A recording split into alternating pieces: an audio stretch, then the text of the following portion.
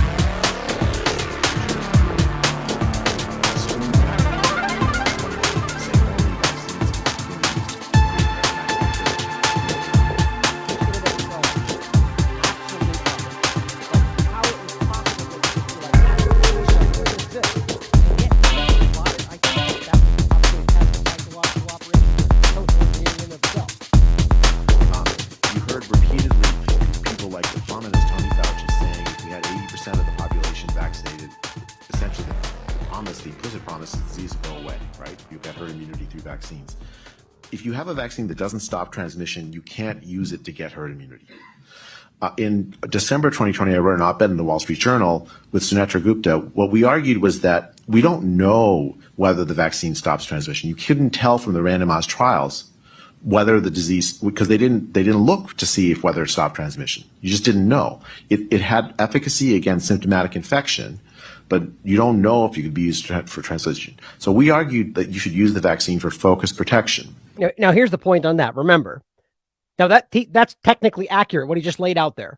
Right? On the surface, the argument is that according to the paperwork, they just simply never looked. And that's what we've always maintained, right? That was the Forbes article at the very beginning. And even the author of the Forbes article made the argument that it seems pretty clear that they have no faith that this will stop transmission. So that's why they was just completely put off the table.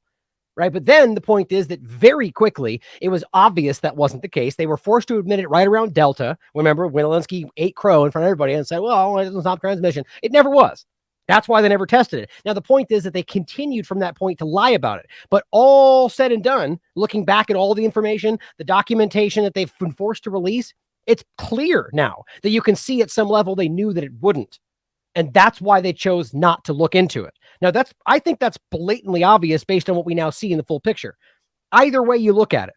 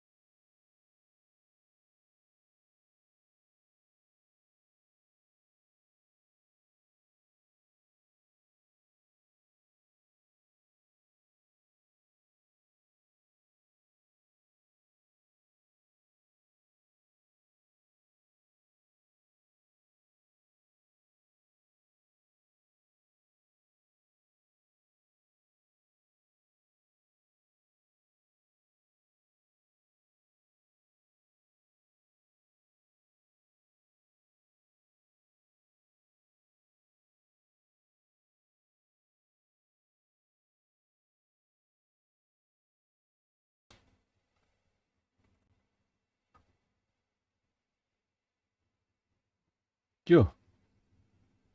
Så dum.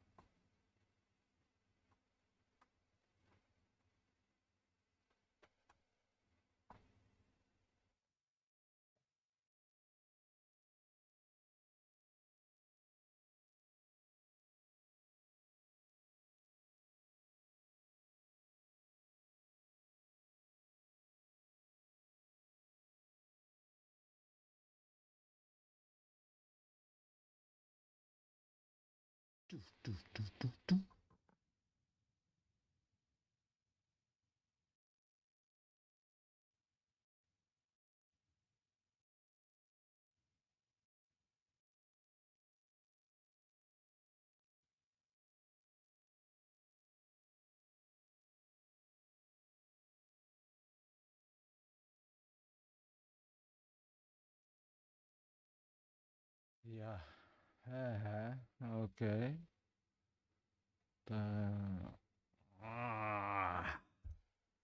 All right.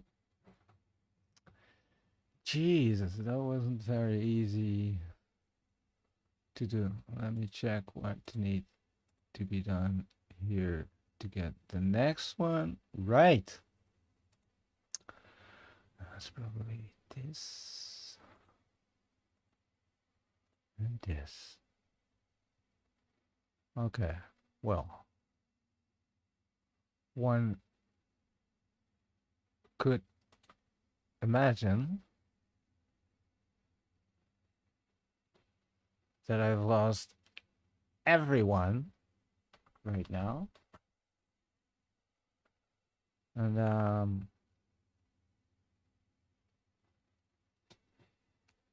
well, it doesn't matter because something went wrong. I was still watching something online, and gone was all the sound. I couldn't hear anything, and as I saw, you couldn't get any sound on your side. But right now, it seems everything is working. So I'll restart the browser and see if that will work now. And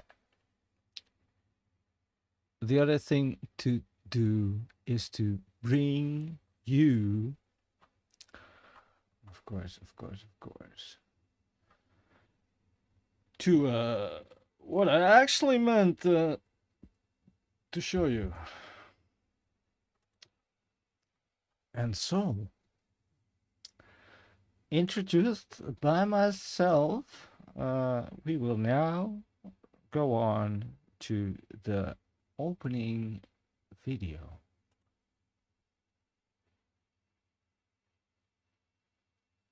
Oh,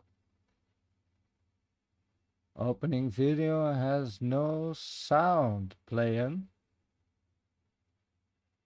Really makes you wonder why. Oh, well, okay. Stop the opening video.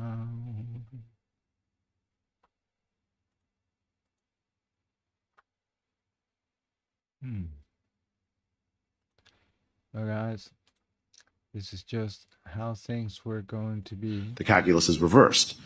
I wholeheartedly disagree with Okay. that, by the way. Just so we're clear. Yeah, The data, I'm still argument here, completely and backs that up. Now, it may just be that he's shut trying to up. make a Okay. That was that the problem? Well, we're not sure. It seems that the audio defines, well, so technical. It's so boring. And I wasn't supposed to go talk about all this technical, boring stuff. So let's take here. What cures in therapy is truth. That's the curative. Now, there's exposure to the things you're afraid of and avoiding as well, but I would say that's a form of enacted truth, because if you know there's something you should do by your own set of rules and you're avoiding it, then you're enacting a lie. You know, you're not telling one, but you're acting one out. It's the same damn thing. So if I can get you to face what it is that you're confronting that you know you shouldn't be avoiding, then what's happening is that we're both partaking in the process of attempting you to act out your deepest truth. And what happens is that improves people's lives.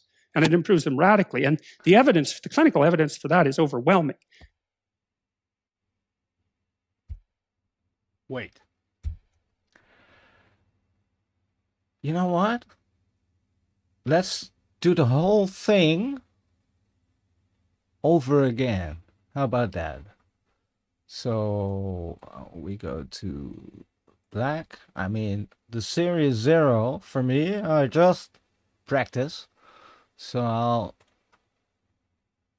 do that practice right now. And so you lose my voice now.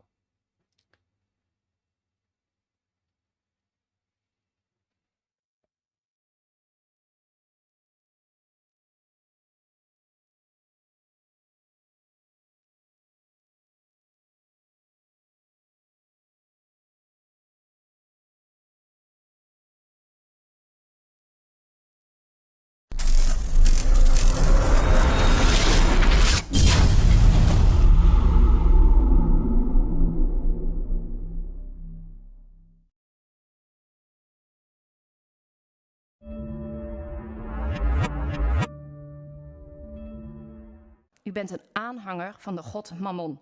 Geld is uw enige motivatie om een slechte bijdrage te leveren aan de samenleving door indirect dood en verderf te zaaien. Ik roep u op om hier uw verantwoordelijkheid in te nemen. En ik vraag de minister om een reactie hoe hij ermee omgaat. Dank u wel, voorzitter. Dank u wel, mevrouw Kuhnhauer.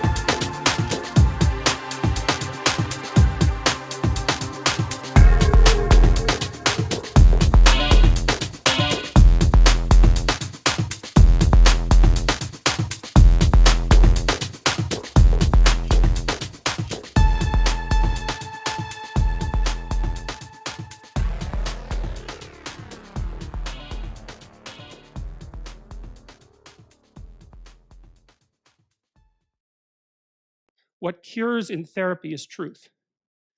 That's the curative. Now, there's exposure to the things you're afraid of and avoiding as well, but I would say that's a form of enacted truth, because if you know there's something you should do by your own set of rules, and you're avoiding it, then you're enacting a lie. You know, you're not telling one, but you're acting one out. It's the same damn thing.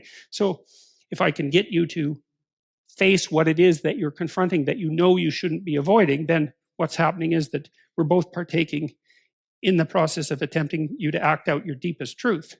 And what happens is that that improves people's lives, and it improves them radically. And the evidence, the clinical evidence for that is overwhelming. We know that if you expose people to the things they're afraid of, but that they're avoiding, they get better. And you have to do it carefully and cautiously and with their own participation and all of that. But of all the things that clinicians have established that's credible, that's number one. And that's nested inside this deeper realization that the clinical experience is redemptive, let's say, because it's designed to address suffering, insofar as the people who are engaged in the process are both telling each other the truth. And then you think, well, obviously, because if you have some problems and you come to talk to me about them, well, first of all, just by coming to talk to me about them, you've admitted that they exist. Man, that's a pretty good start. And second, well, if you tell me about them, then we know what they are. And then if we know what they are, we can maybe start to lay out some solutions, and then you can go act out the solutions and see if they work. But if you don't admit they're there and you won't tell me what they are, and I don't, and I'm like posturing and acting egotistically and taking the upper hand and all of that in our discussions, well, how the hell is that going to work? You know, it might be comfortable moment to moment while we stay encapsulated in our delusion, but it's not going to work. So a lot of that seems, if you think it through, it seems pretty self-evident. And, you know, Freud thought that repression was at the heart of much mental suffering. The difference between repression and deception is a matter of degree, and that's all. It's technical. It's a technical differentiation. And Alfred Adler, who was one of Freud's greatest associates, let's say, and much underappreciated, I would say.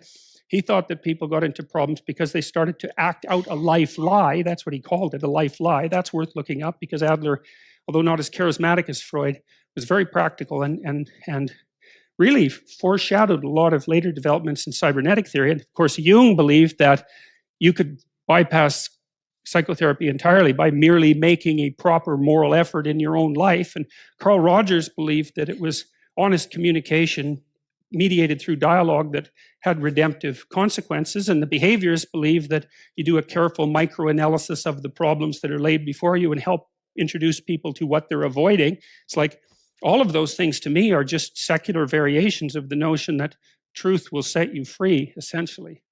And that's what it's all about.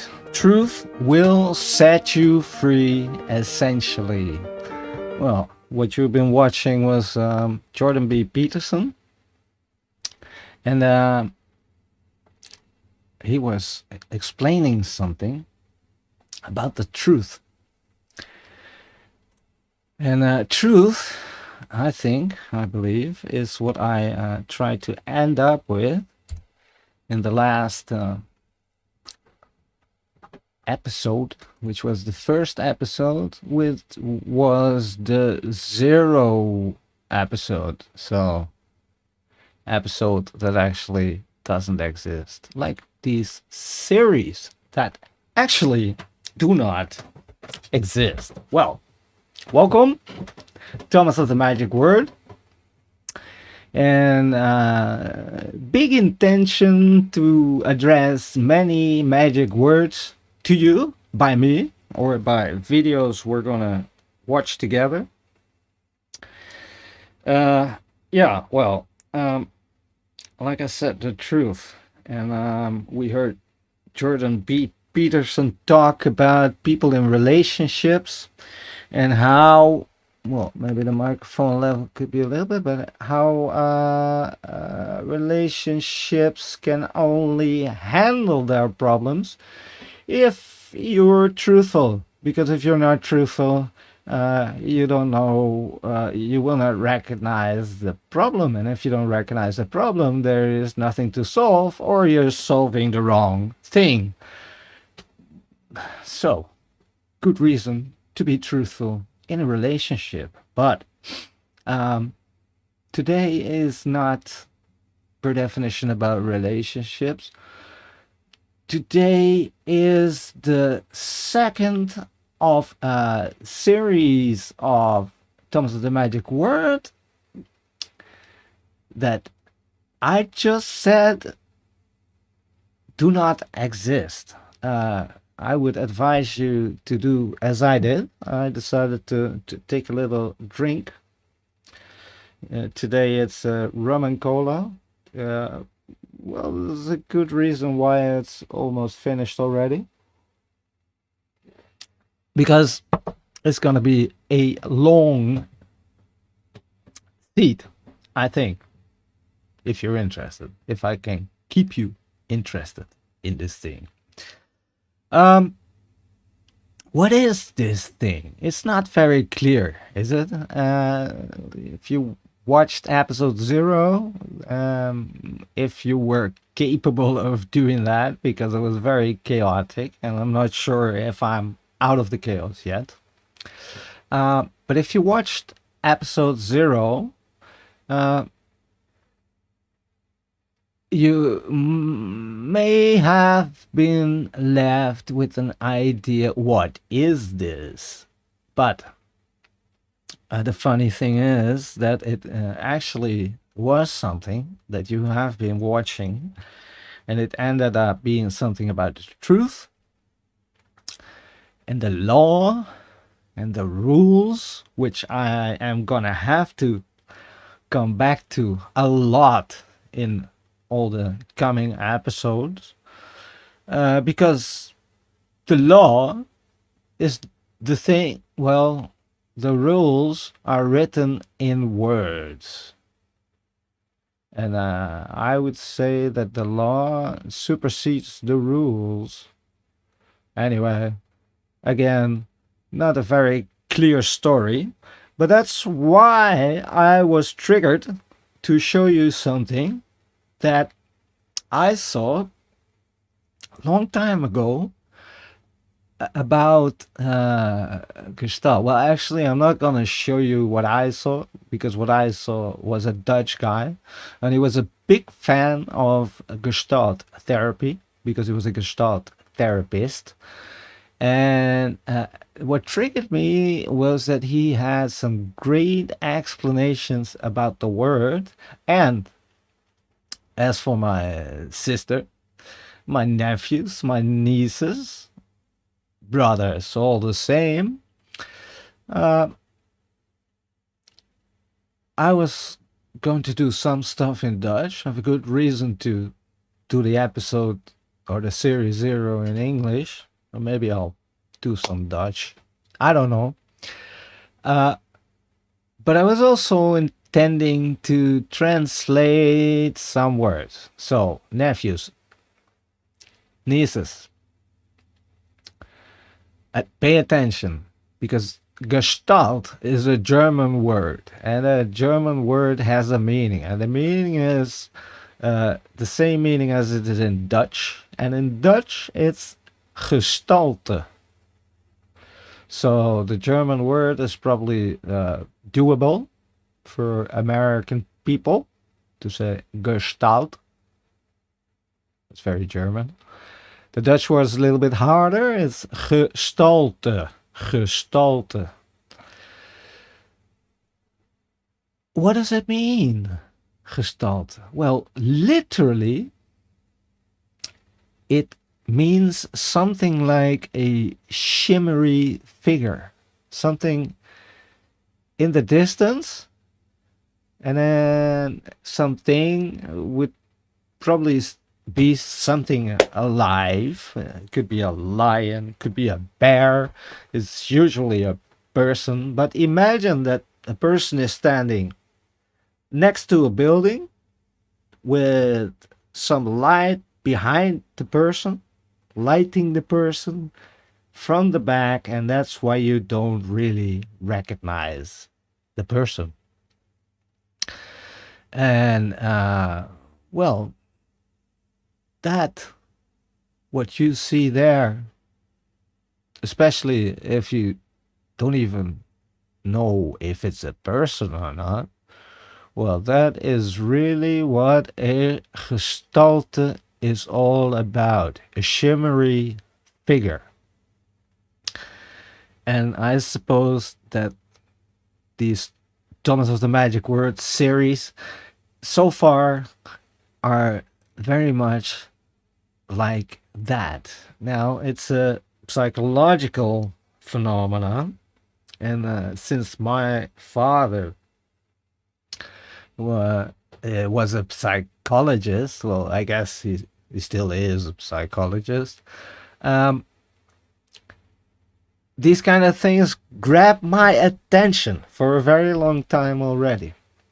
So Gestalt is about Gestalt therapy. So how can a shimmery figure be some subject, some idea of creating a form of therapy? Well, let's go to watch the first little video I set up. It's very short, so the chances that I'm gonna, well, make a little bit of a mistake here is there, but here it comes. The first video about Gestalt. The Gestalt cycle. A Gestalt cycle is something we are experiencing all the time. Whatever we're up to, as long as we're awake, we are on one part of the cycle. It starts with a sensation, a feeling in our bodies, like hunger or needing the loo, like Bruce here. The second stage of the cycle is awareness, when we become aware of the sensation. You become aware of a need to do something. The third stage is mobilization. All right, well, let's just stop right there. Mobilization.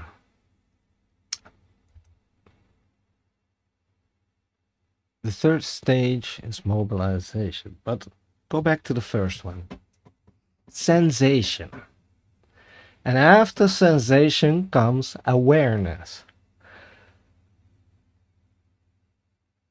Sensation is actually what we human beings, and it's very likely animals too, are all about. I'm not saying that human beings and animals are equal, but are exactly the same. There's a lot of things that probably are equal, but what I'm trying to say is that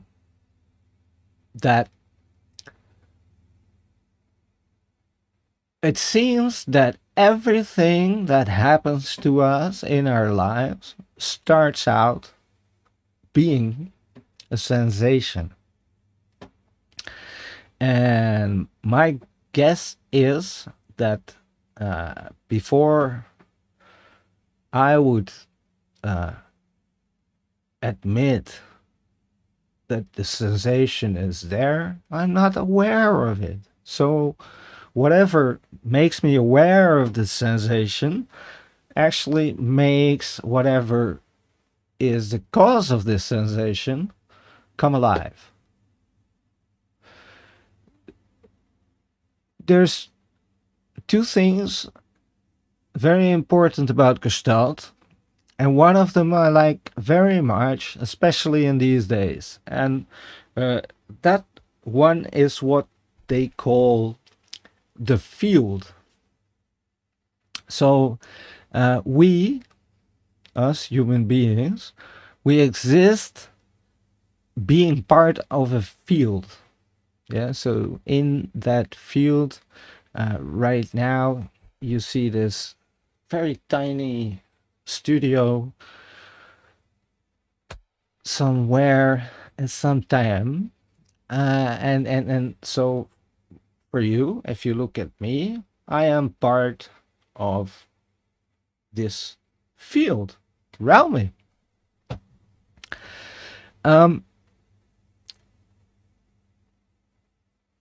Being part of that field is a very, very important notion. And I was saying, especially in these days where you are right now, you have to realize that a lot of things, well, go back to sensation, a lot of reasons for you to arrive to a sensation come from the field. So there's a connection between you and the field, and there's a connection between the sensation and the field. So the next step, you need to finally start talking about this thing, and that's being aware of the sensation.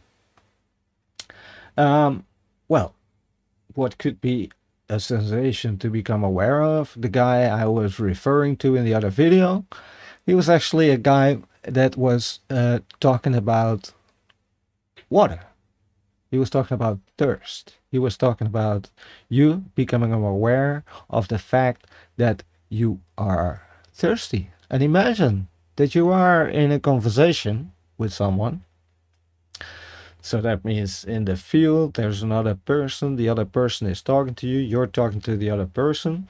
There must be some awareness about this conversation. But then suddenly, this feeling of thirst, the sensation comes up, and you become aware of it, and superseding the person you're talking to now is the idea that you need to find a tap, water, a glass.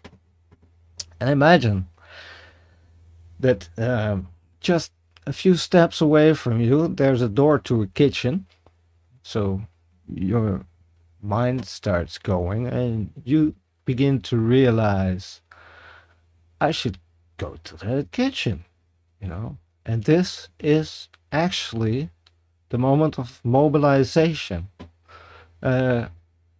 We are perfectly capable of making some sort of a signal towards the person we're having a conversation with to move in the direction of the door of the kitchen. Why not? And all of this is the moment of mobilization. And as you see, there is not just one Gestalt. There's the Gestalt of the thirst, and there's the Gestalt of the person you're having a conversation with. And the Gestalt of the person with the conversation has to fade away for you in order to give way to the Gestalt of the thirst. Well, my guess is that it's time for the second video. And from what I remember when I was preparing this, all the rest of the video is not very important for today. This is episode 1 of series 0, and where we are, where I am actually, is at the stage of action just after mobilization. I finally got myself to do all this. You are watching someone who just mobilized himself to do all this, and now there's action. Not a clue what happens next, but the next video. That's about all the clues I have. Let's see, how do I prepare that? Let me see.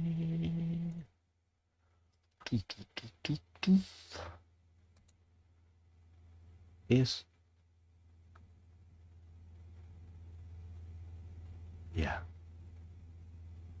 this. The fourth stage is when you take action. You do what is necessary in order to meet your need. In Bruce's case, he excuses himself and walks to the loo and gets ready to... Oh, Bruce! The fifth stage, final contact, when you meet your need. And we all know what Bruce needed. Satisfaction, the sixth stage. Satisfaction that your need has been met. Stage 7 is withdrawal. This is let. Alright, so withdrawal is the next stage. Let's check out this circle here. So we went to action, to final contact. Well, maybe this is our final contact. And then there is the satisfaction. Well, my urge to start doing broadcast definitely gave me some satisfaction, because after the 0, I am now doing the 1. And once I'm finished with this one, like when I was finished with the other one, I'm gonna have to let go. It's called withdrawal. But before I started this whole thing,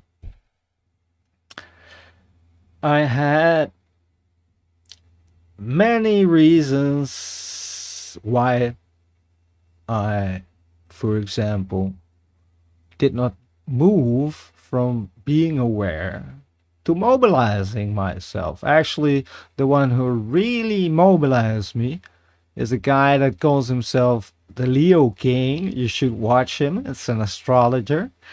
And his name is David Palmer. David Palmer was talking to me, just like I'm talking to you right now, over the internet, about astrology and tarot.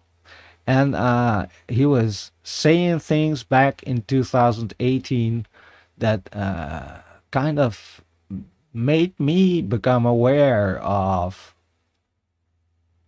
my power of speech, and it also made me start to mobilize to do things different. So, not sure if you're sitting there thinking, I want to do things different. One thing about Gestalt is not about doing things different.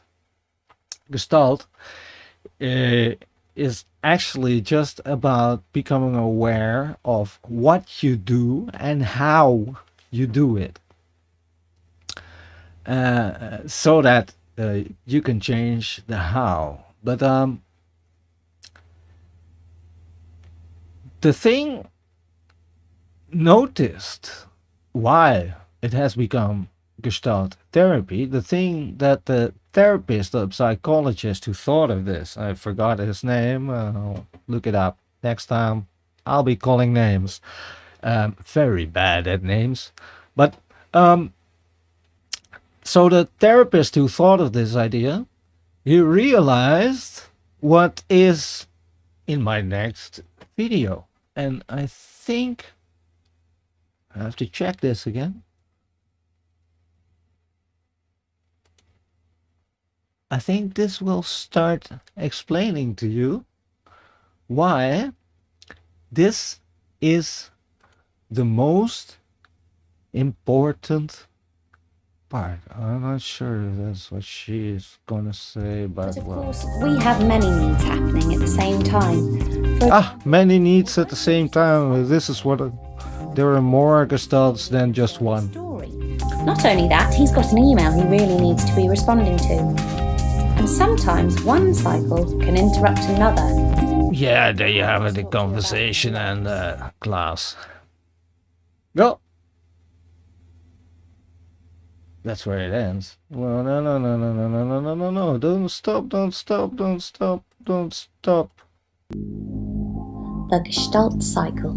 Oh, A Gestalt cycle is something we are experiencing all the time. Whatever we're up to, as long as we're awake, we are on one. you mind if I start skipping through this video a little bit? We were there already. We've seen this one, final contact, withdrawal. Oh, there are many needs. He also wants Here it comes. story. Not only that, he's got an email he really needs to be responding to. Oh, And sometimes one cycle can interrupt another. oops. Now I want to talk to you about blocks. And here's where it gets really interesting. Really When interesting. we have a need, we can often create a block that will stop us from fulfilling our need, completing the cycle. The first block is the trickiest one to talk about because it happens so early on in the cycle that the person experiencing the block will never become aware of the need. The need is out of their awareness. This is called desensitization and can often occur. Desensitization. Remember that. Someone It's shouts at you and you feel nothing. very popular at the Another moment. block is deflection. This occurs after awareness and is when we bat away the need. For example, someone shouts at you and rather than acknowledging your shame or anger or perhaps sadness, you make a little joke. Well, that's a very complex example. This is all of the shoulds and shouldn'ts we've swallowed over the years. In our example, Bruce might have blocked his need by thinking, Introjection. So this one is in between mobilization and action. So these are all the excuses I used to tell myself why I should not be doing this, for example. It's all the excuses that you can use why you should not be doing something. And I'm not sure if this is about you doing something or not, but the video is about the blocks. I shouldn't interrupt Shirley's story, so I won't go to the loo right now. Projection is when we project our thoughts onto other people. Essentially, we guess how other people might be thinking or feeling. In our example, this might happen for Bruce just before he gets to final contact. What if they hear me pee, he might think. They'll think it's disgusting. What if they hear me peeing? Gets home.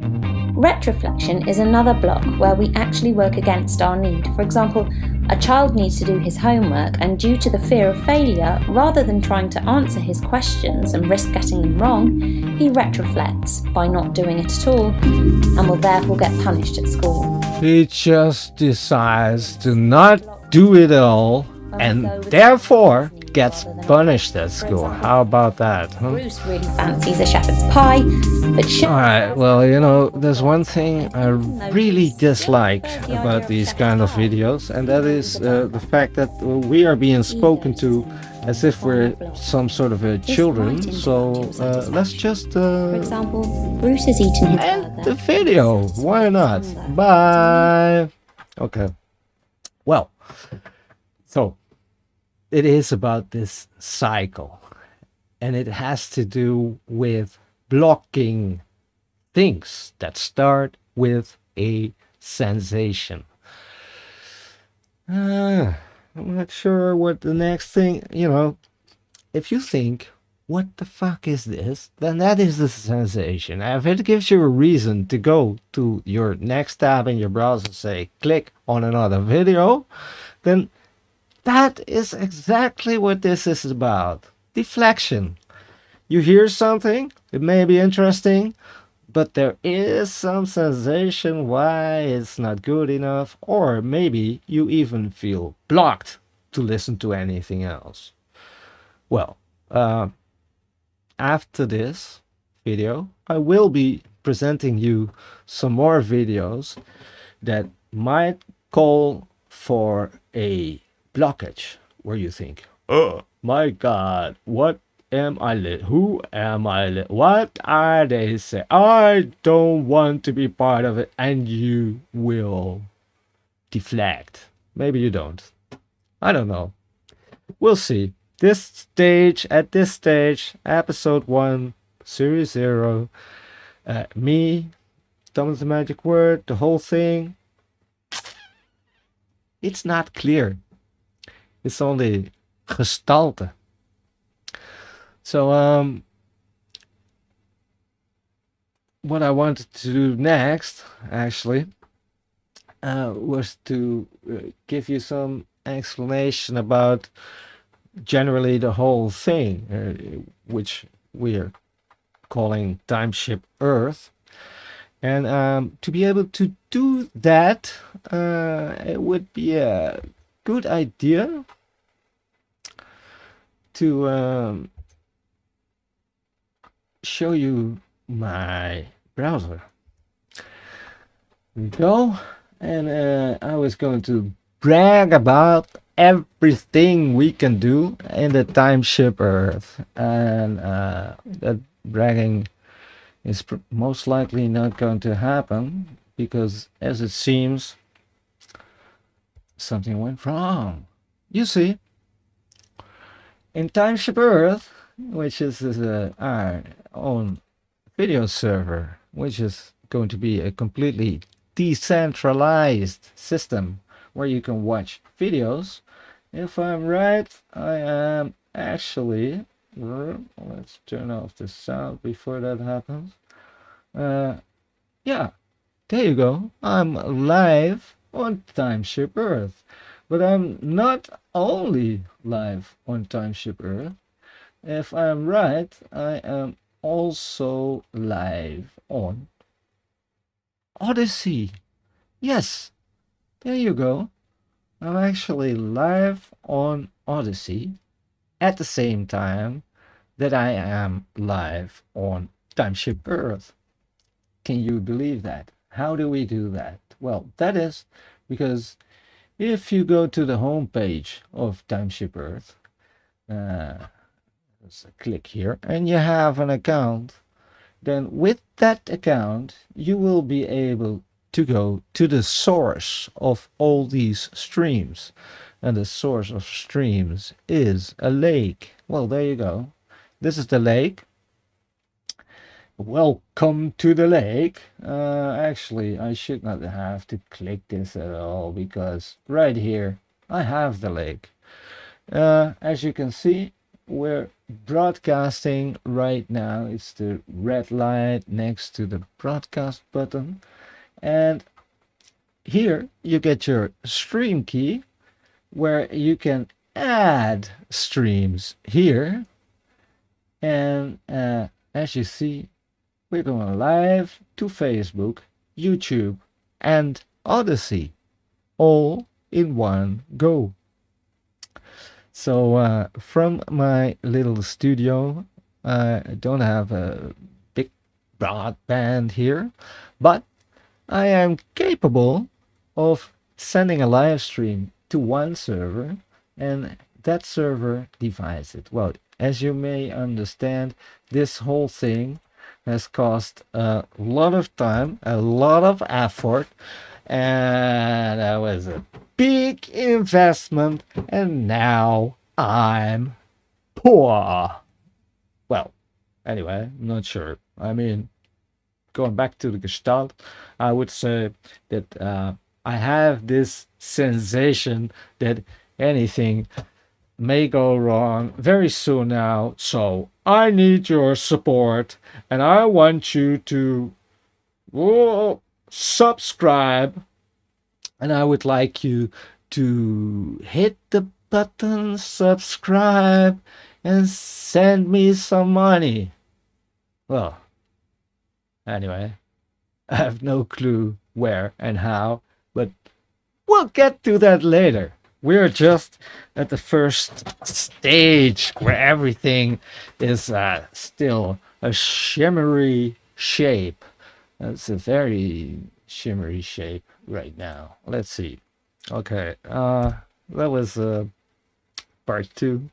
And I'm not sure, was this okay? Because last time I started with the whole Timeship Earth, and well, leave a comment to tell me. This time I thought maybe it's better if I make it the break between the one part and the other part. And then I talked about attention span. So I was gonna try to help you train your attention span. And the next video that I would like you to watch together with me is as much shut up, Jordan. Okay. The next thing I was going to show you is as much. Oh,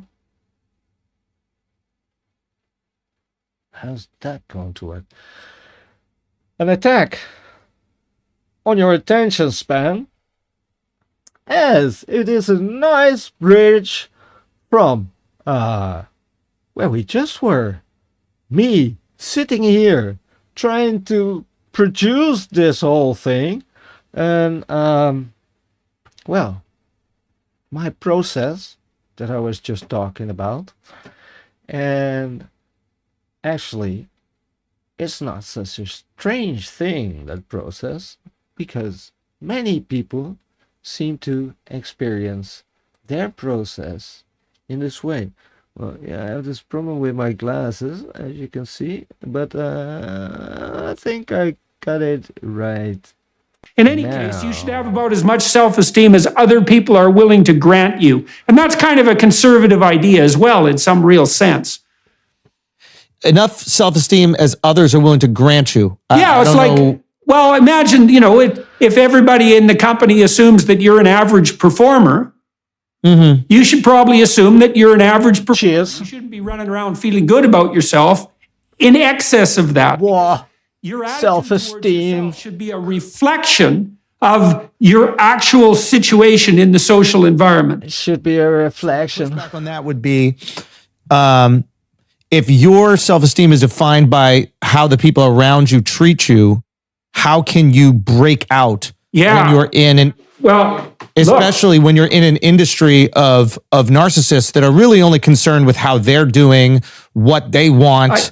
Like, how do you separate yourself? That's a great question. Well, there you go. You're always part of the field. And many things in your life are not clear, so you can try to speak the truth, but if you try to speak the truth, you realize that you actually don't really know, because you're part of this field, and everything is just a gestalt, a shimmery figure. Anyway. That's exactly true. Well, in fact, in that regard, listen some more. So you put your finger on something that's cardinally important, because it is generally the case that your view of yourself should reflect the views of those around you. But the problem with that is now and then the social situation gets so pathological that that's no longer reliable. Now, when that happens, you're really in trouble. That's the first thing we should point out, because if society has got so demented that its feedback can no longer be trusted, then everything's going to hell in a handbasket pretty quickly. But that is when you get the necessity for people. Sorry about that.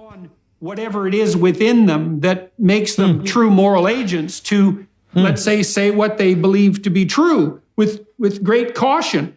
But I would say even in those circumstances, like I've been fortunate when I've been doing that, to the degree I've been able to do that, because I have friends around me who are giving me accurate feedback, I would say, and careful feedback, despite the mob pressure. I don't know if anybody could really do that alone. You know what I mean? Maybe you could. Yeah, 100%. And 100%. I just know, and I'm sure you felt this as well, is that like, at least when I'm running my business and I have my friends and the guys that I work with and build with, I personally feel most creative when I have support, right? So when there is a momentum, when the ball is moving, when there's an avalanche, that's when these explosions of creativity happen to me in a conversation. When I'm talking to someone or other people who value what I have to say, all of a sudden I have tons to say. I'm excited to share. When I'm talking to someone who thinks that I'm an idiot, I'm questioning the things that I have to say. So in my mind, I'm trying to foster an environment where everybody here feels the confidence to access their genius, right? Now, if their genius in one zone is a 6, that's fine. If their genius in another zone is a 10, that's fine. But let me get the best version of you. Now, that's not saying we're buttering people up. Yeah. But at the same time, we're not treating it like, I don't know, I think like creativity is not a football field, right? Where it's like you can only run as fast as you can run. I can yell at a player, he's still gonna run a 40 in 5 seconds. I can say he sucks, he's gonna run a 40 in 5 seconds. I can say he's great, he's gonna run a 40 in 5 seconds.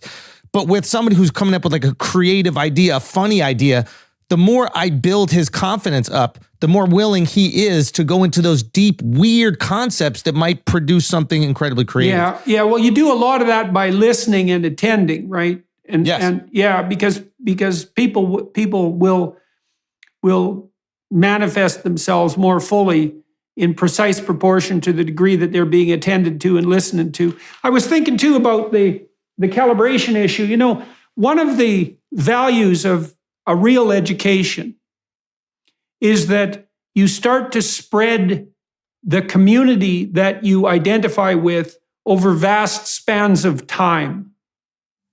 So, you know, in the humanities in particular, at least in principle, there was a golden thread of conversation that's been going on at least from the time of Socrates between great minds moving forward that have been adjudicated as great by the consensus of the entire educated community, let's say.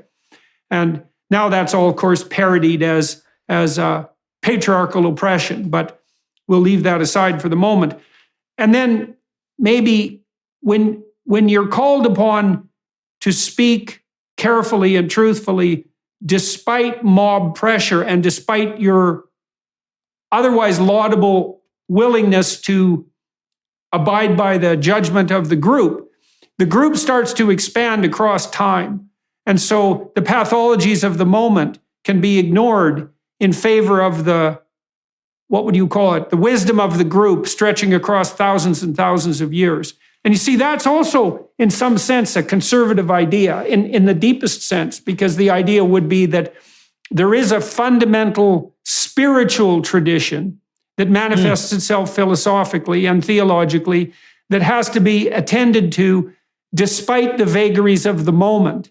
And so, and that seems to be right. You know, I mean, I think what you do if you go to university and you get a real education, you find a peer group the peer group of creative and truthful thinkers, and their thought in some sense exists outside of time, right? It's eternally valuable. And it doesn't matter what the situation is. And then you can judge your actions in the moment against those standards.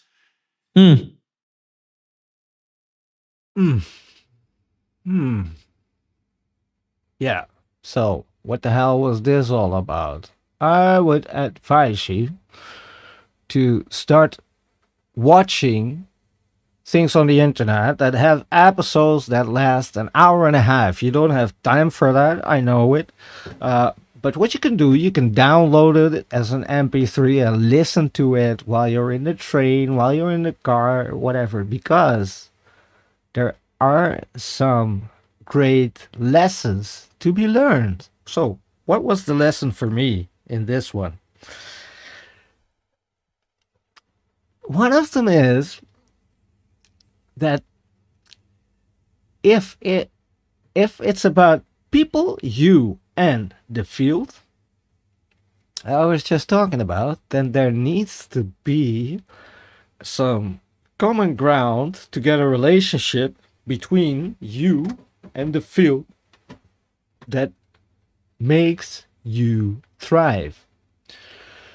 Well, makes me thrive. I'm not sure if I want to talk about you. Maybe I want to talk about me. Maybe it doesn't matter, because you and I, especially for me watching this camera, we are the same gestalt. We are the shimmery figures, which we always are. Very complex beings that we do not understand.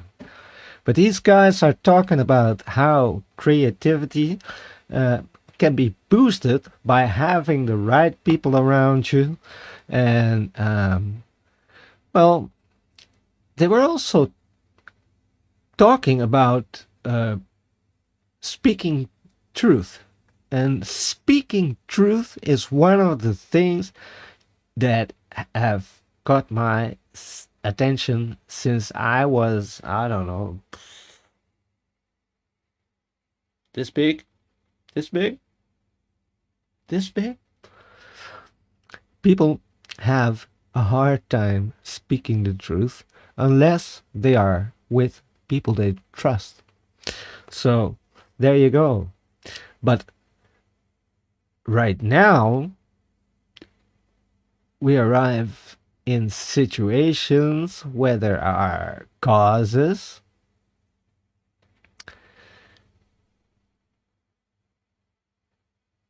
for any one of us not to trust the other.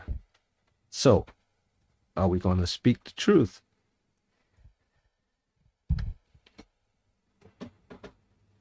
Well,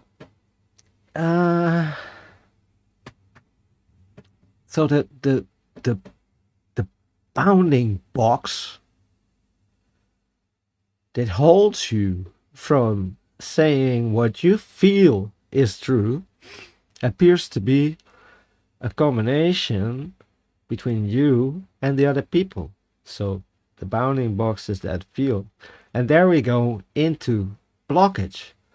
So how do you resolve the idea that you actually want to go into a circle moving towards satisfaction, and then being blocked way before that, and then at some point realizing that there are so many situations in your life that are not satisfactory anymore?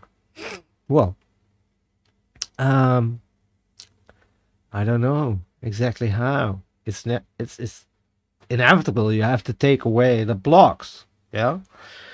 So whoever you are, whatever you feel, whatever you want to say, if you really want to say it, say it. And if you need to practice or exercise, don't do as I do by sitting in a very small studio and just start talking to the world. But make sure that first you are with some people surrounded where you feel you can actually do this, even if those people. And how do you do that? by knowing where you stand. Because if you know where you stand, you know how you can just level up one level, a small step that they will not accept. And they will make it clear to you. And you trust them. And they trust you. And this is how you learn to speak the truth. So, let me see. Why am I saying all this? Because I would like the world to have been so much more creative, and it seems that the only way this world is a creating world, and believe me, I have been living in a time when this same timeship, Earth, was a very creative place. So it doesn't have to do with place, location. It has to do with time.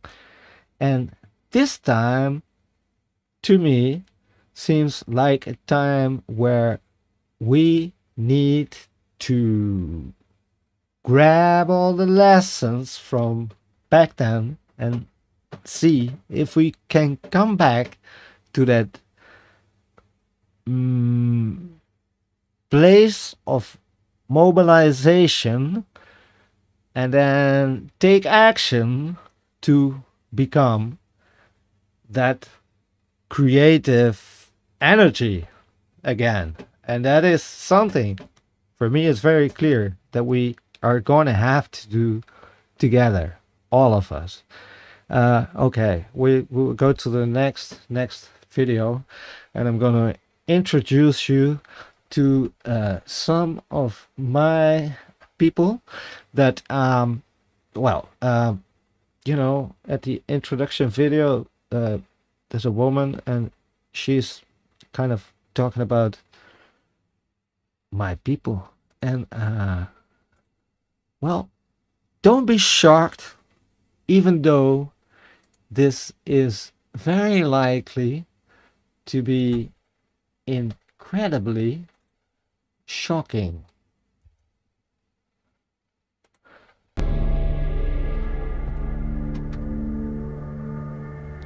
Welkom bij Café Weltschmerz. Vandaag weer een speciaal interview met een internationale... Oh yeah, this is going to be in Dutch. You're probably not going to be able to understand this. Thank you. Well, it's great to have you here.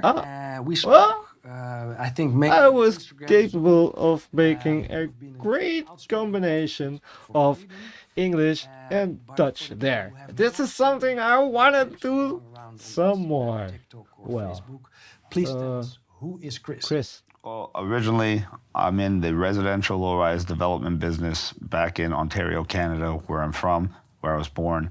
I've been in that industry for almost 3 decades. So I've been working with government for over 2 decades. So I know how they operate. And I was never political. I was never any type of shimmery figures in my life.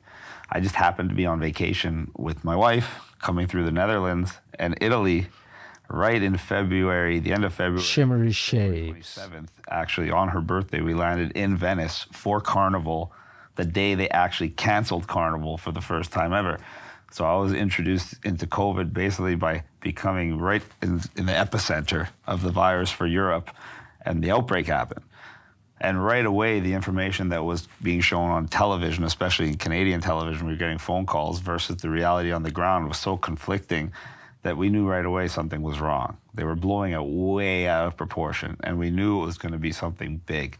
And then sure enough, they started locking down Italy. We basically escaped Italy, made it back to the Netherlands, had a nice weekend, went to Paris, and then COVID hit Paris. We ended up having to leave Paris March 3rd to go back to Canada. And the first thing we did tell everybody is they're probably going to lock down Canada like they locked down Europe.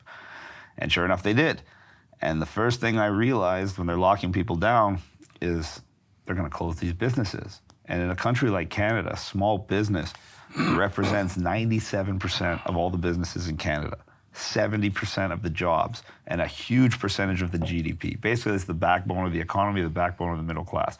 So right away, anybody that understood economics, didn't matter about science at that point, would realize that this is going to destroy the economy. And with that, do much more harm also to the public health than it could ever avoid in a case of a pandemic. Thank you. Which was very clear, I think, early on.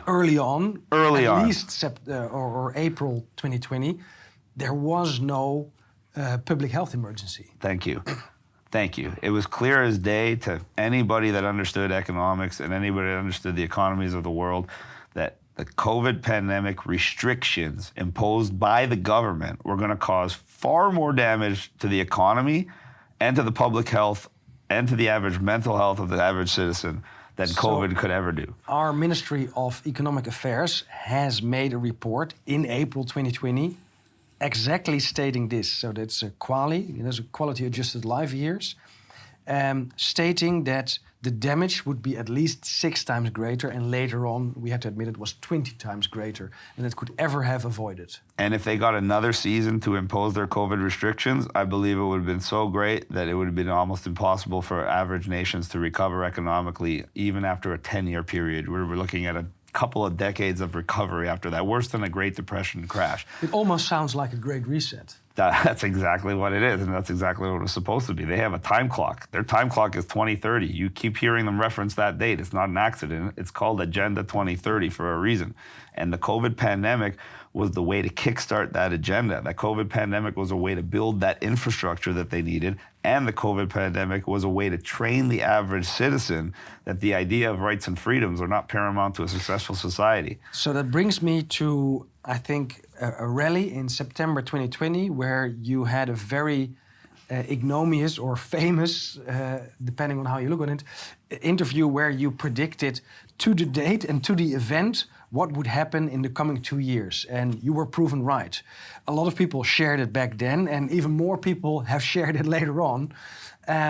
So you were pushed to the forefront. What happened? You were working in real estate and suddenly you're this human rights activist. Oh, you can blame my wife for that. We had no idea. I just knew the businesses were in trouble. I knew I wanted to help people. And one day my wife saw an online flyer for a protest at Queen's Park in Toronto. Never been to a protest, didn't know what to expect. We went there. It was exactly as I expected. A couple hundred people, completely disorganized. Nobody knew anybody. Nobody knew anything. And the mainstream media was there making it look exactly how it was. They didn't even have to lie this time. They could just film and tell the truth. It was that bad. So I ended up getting frustrated, and I grabbed one of the cameras and I put it on myself, and I gave the guy a piece of my mind about what was really going on and what was going to happen. And a bunch of people heard, and they all said, "Oh, you need to speak. You could help a lot." And I said, "Oh no, I don't want to be the center of attention. I don't want to be attacked by the media. I don't want them to go after my business. I don't want them to go after my family. I don't want them to drag my name through the mud. I don't want to get arrested. I know exactly what's going to happen if I start speaking out, because I know exactly how these dictatorships work."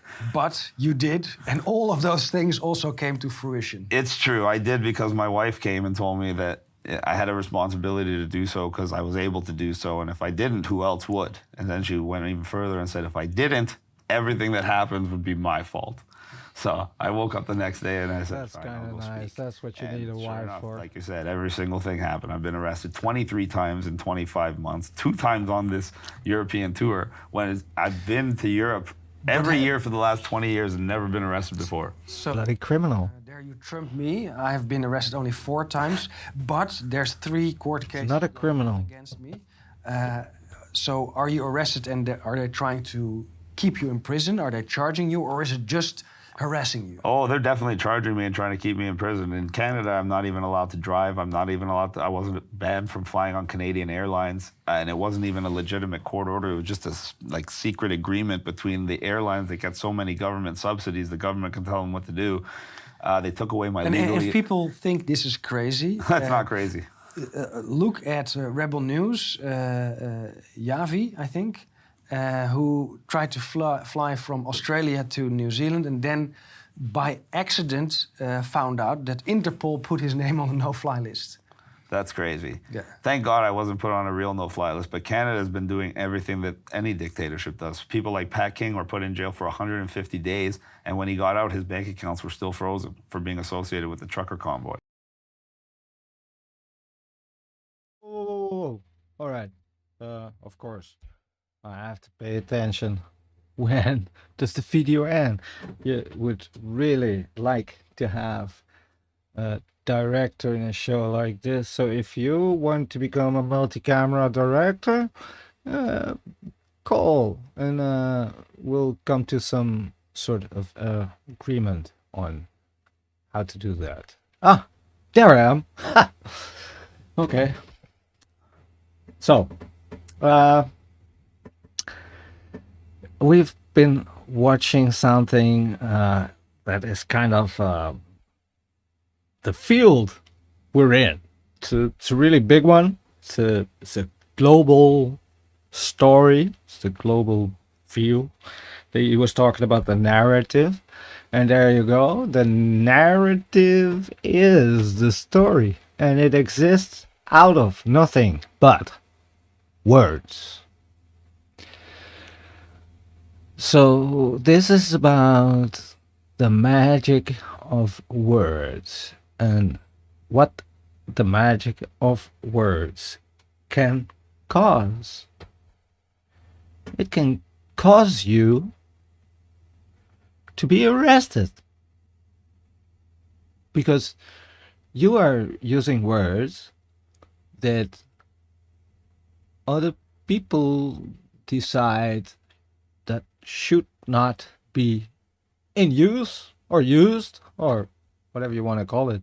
Oh my God. Okay, well. Yeah. Ah.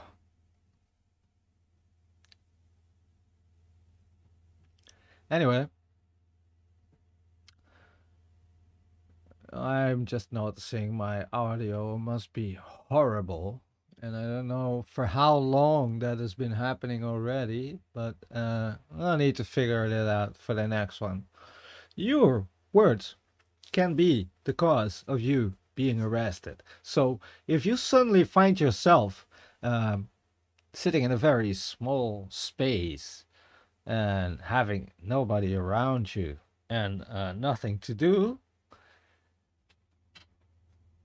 this could be caused by your words. But you are in a field, and in that field there is many other people, and they also use their words, and it's their words in this case with these two guys against yours,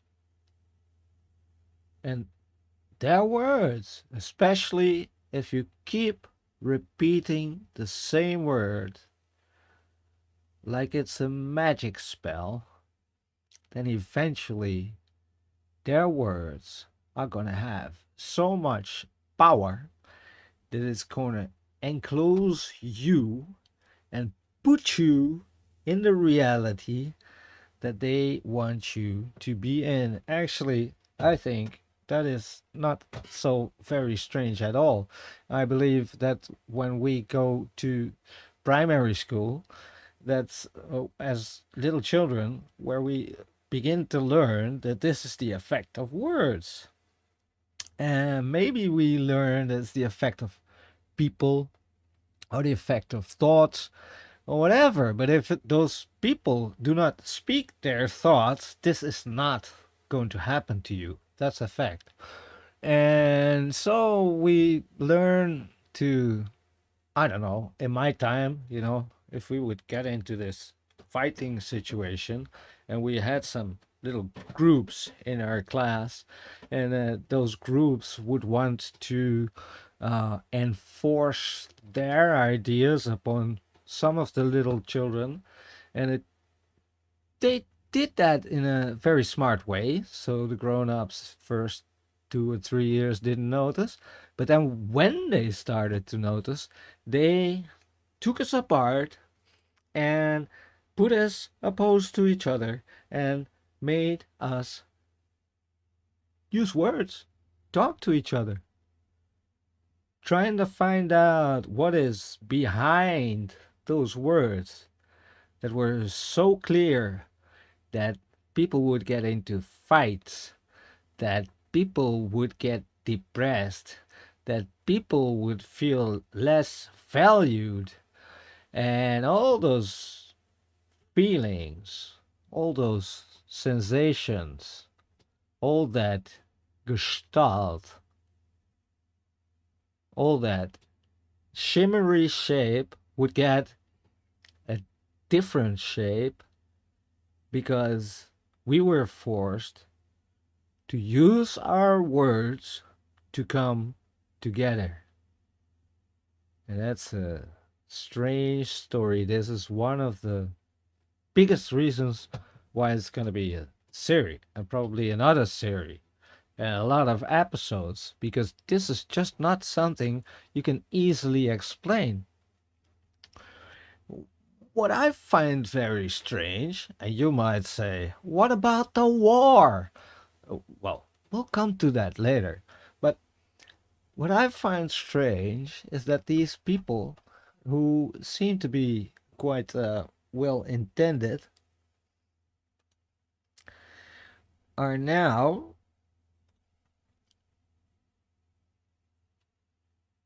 thought to be outside of the law. And I say they are not outside of the law. And this is words that I want to inspire you with to start thinking about and find other things on the internet, because if they speak of law, and with they I point to you and you and you and you and most of the people over there, if you guys speak of law, usually in 99% of the cases, you are not speaking about something that will uphold your rights as a human being, but you will be speaking about the rules, like in the classroom, the rules like the house rules, the rules that someone made up, written down, words on a paper, and because the words are on the paper, in the book, they are now called law. But they're not. They're nothing but rules. And rules are there to be broken and can be changed. And maybe some rules are good. I completely agree with some rules are good. But stating that the rules are the law is something that will eventually imprison you and you and you. So that's what this is all about. The magic of the word, and how we've been abusing the word, and how we have given birth to allowing a sensation to become a gestalt as we become aware of it, and then mobilize the wrong words, taking action to actually screw up the whole truth of the field that we are actually in by simply using the wrong words. Well, I have no clue what the next part of this video is going to be about, but I will start it, and I am sure that I had the right intention with this The only one. reason they got rid of the travel mandates in Canada and now you and other people around the world can come is because there was multiple lawsuits that got amalgamated into one Supreme Court case. And during that court case, Trudeau's own experts testified under oath in court that not only did they not recommend the vaccine mandates to travel, they recommended against them because they said that they would not help.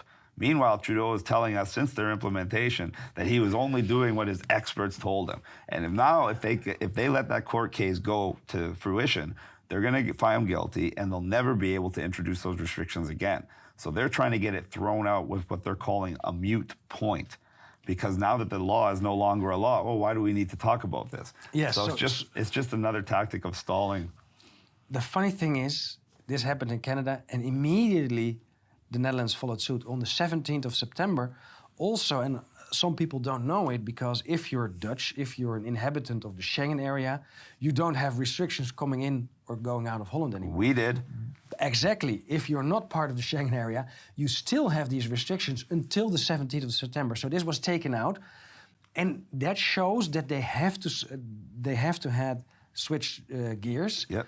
And it shows that it doesn't make sense to do that in the start of the flu season. That's right. And it shows that what we do doesn't just affect our own countries, it affects things internationally, and that's why we're on an international tour. They literally changed the law and allowed me to fly into the Netherlands 3 days after I flew into Europe.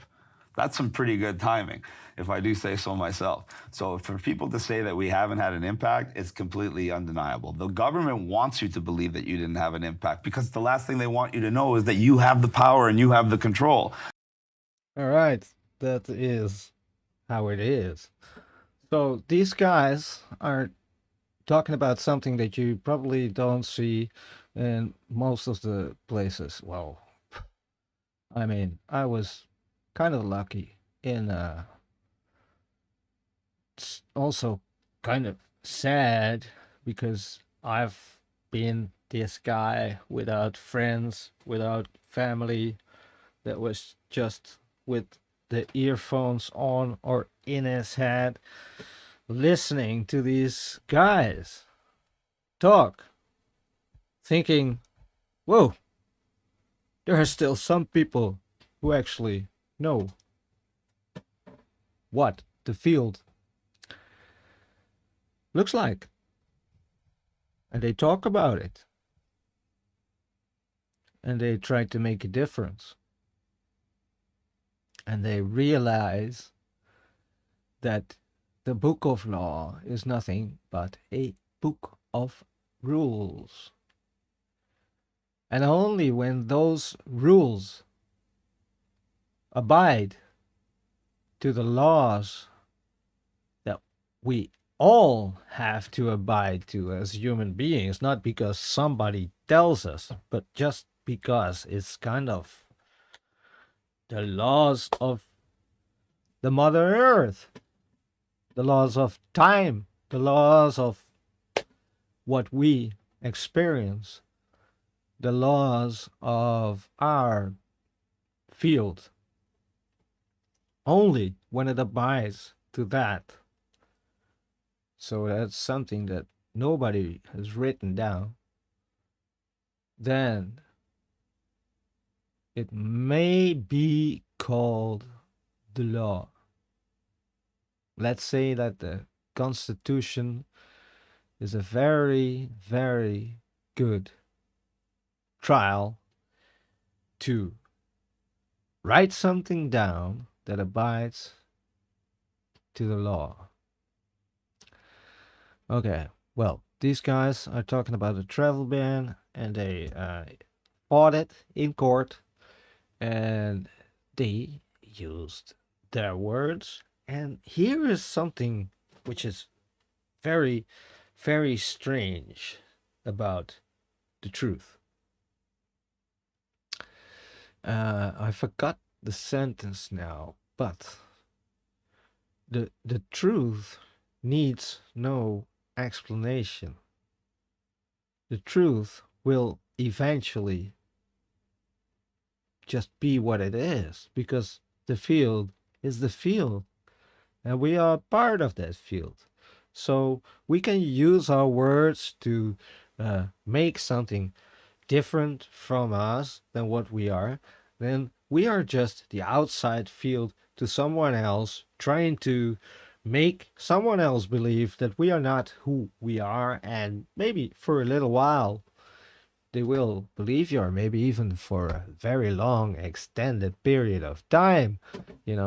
I think by now there are a lot of politicians, actors, reporters, news media, people just is Dutch for little people, that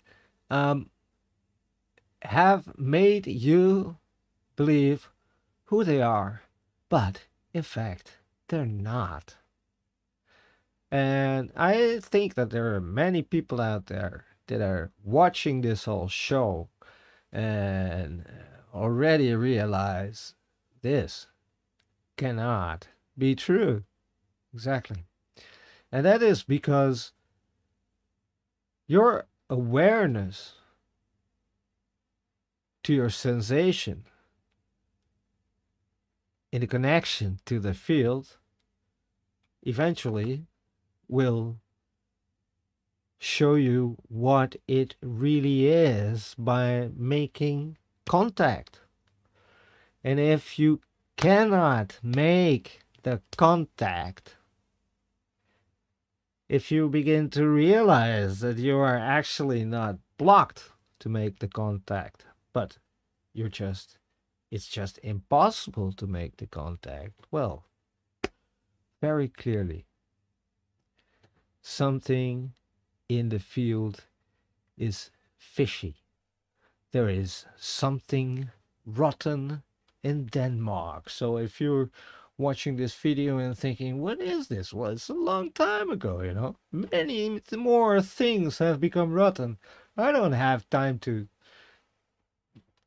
show you all the things, but let's start with these two guys who go to court, who realize what words do, how they work. And, well, the other one was quite connected. Probably this one is too. Still, our core motivation is love and truth. If we give in to violence, we actually give them the biggest weapon they want to use. That's right. And that's why they're trying to provoke. Right now, with COVID, they weren't worried because everyone was scared. Scared people aren't going to be violent. They're going to be paralyzed with fear and wait to be told what to do. Then when the people started realizing COVID was a scam, they started getting angry. We started brewing. We've made things happen peacefully.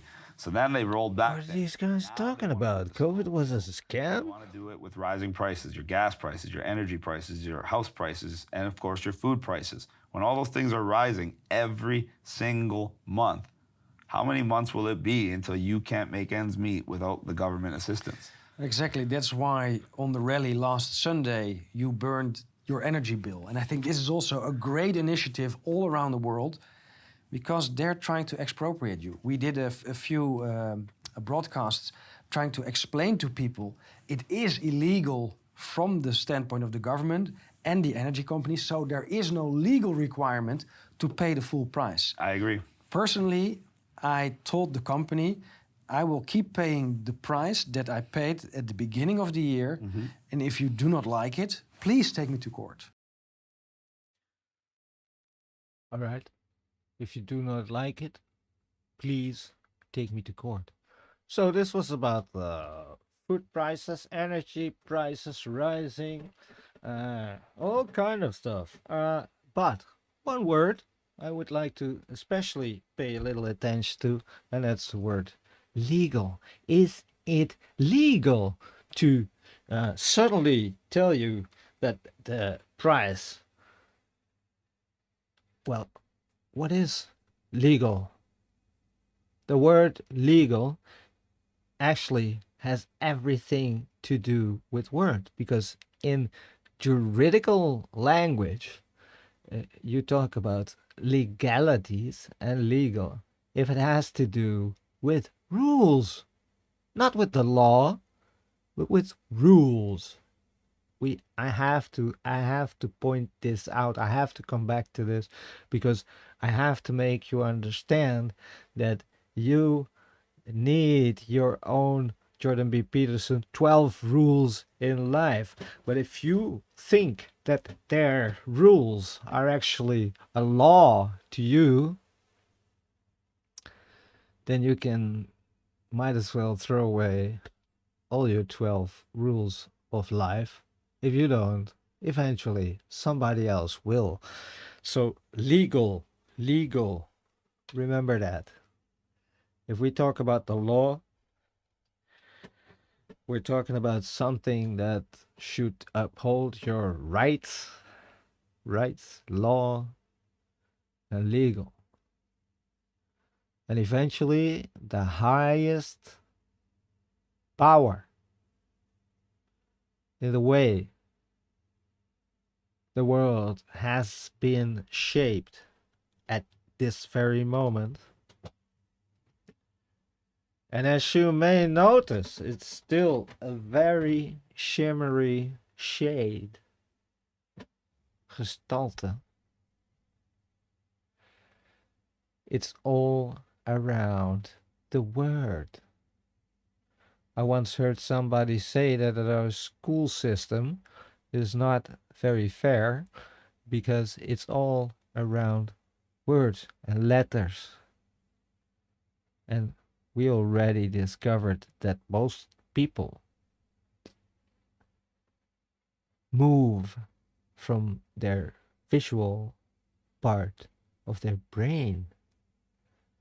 So that asks for a different kind of creativity than words. And if words can be used to change the experience of the field, then since the field and you being part of it work both ways, words can be used to alter the sensations that you experience. In a truthful, open, beautiful field, you will find that you are a truthful, open, beautiful being with truthful, beautiful, open sensation. Because this stage of awareness and the moment of mobilization and action have nothing to do with words. Well, these guys probably know about that because the eventual things that happen to them when you get arrested, when you work you to the ground, whatever, it's got nothing to do with words, but it does only derive from words. Okay, last part of this video. No, wait. There's one even better part. What about the war? Well, we're going to talk about war, but I have no clue what is actually going to happen to us. Because they are in a different time. And time is the field. Remember that. Time is the field. Do you think that we need to push against the COVID narrative again? I feel that we really have to tear down the curtain so that people see the complete deceit that was perpetrated. I agree. COVID is like just one arm of this beast. We already cut that arm off. Now it's time to cut the head off. And the head is that they're trying to literally starve you into submission. They're doing what every tyrant in the history of mankind did to the people when the people start to rile up. Only this time, they're trying to do it in a way where rather than just starve you and create really lineups of breadlines, They want you to just submit to downloading all this stuff digitally, and you'll be able to get food pretty much with ease, but they'll completely control you. And they're hoping that most people will just roll over and do this submissive state. But the reality is, people don't want to be dependent on the government. People are dependent on the government at no other option. And if the government leaves a lot of people with no other option but being dependent on the government, the people are much more liable to remove that government and place a government in power that's going to allow them to make their own decisions for their own lives. In Germany, we see laws being changed. So civil servants working at the Defense Department, but also finance, also internal affairs, are now allowed to carry firearms. So in Germany, they understand civil war is brewing. Civil war is brewing. Well, if we are unlucky, then it's going to be worse than civil war. Oh, wait. I tried to do something. Ah, okay. Yeah. So in Germany, this guy tells us civil servants, ambtenaren, for the Dutch people, they are allowed to carry firearms. Now, in the United States, the people are allowed to carry firearms and protect themselves. In Europe, the civil servants now are allowed to carry firearms. Allowed by the rules, by the law, by some people who wrote down some words, and that caused civil servants to be able to protect their income paid by the people who pay the taxes, by us, the people, to protect their income with incredible violence, deadly force, if necessary. And you can ask yourself, why does that happen? What is that doing in my field? Because this is something that happens in my field, in our field. And because there's a lot of people telling you that this is not happening. That is why my field may seem different from your field, but when the time progresses and moves forward, these guys were talking about a civil war that never happened. But we all know that eventually war happened. And war and deadly force had become part of this thing that started with an invisible enemy, a deadly disease. Well, is there anything positive that we can close this video with? Well, the thing is, I was already talking about it. Willem was already talking about it. He said, we have to stick to love. Yeah. Don't make your behavior so stay true to your sensation.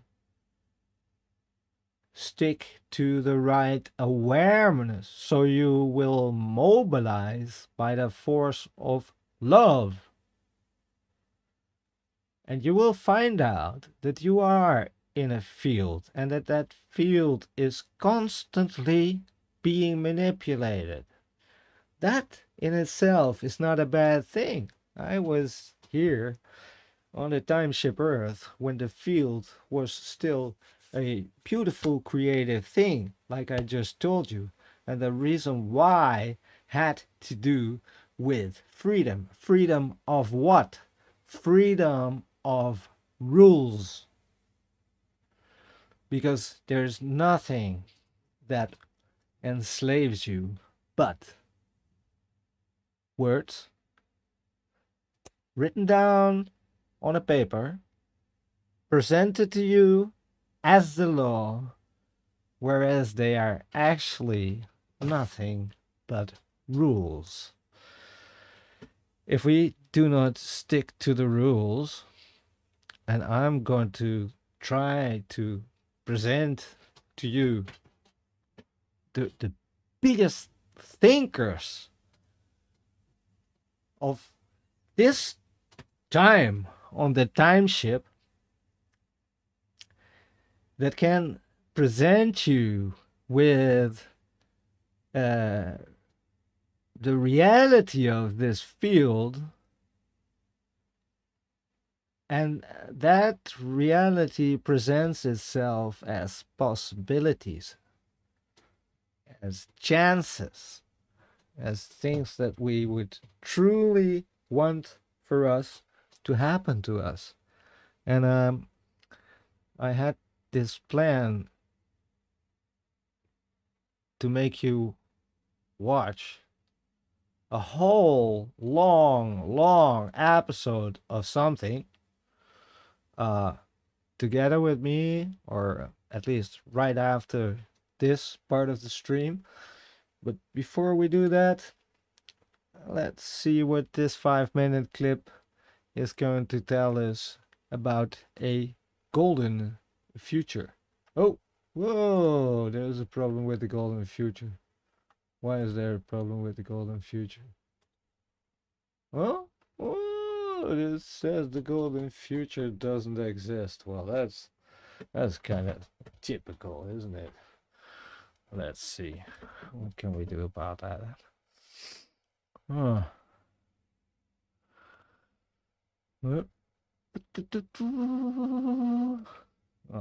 I'm telling you that you definitely gonna want to stick around for the golden future, but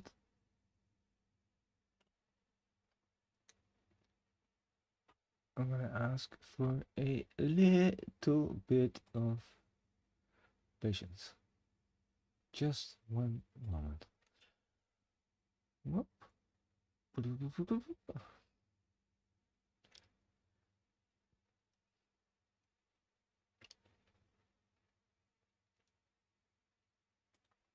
Well, I guess we all know what I should be doing better next time, right?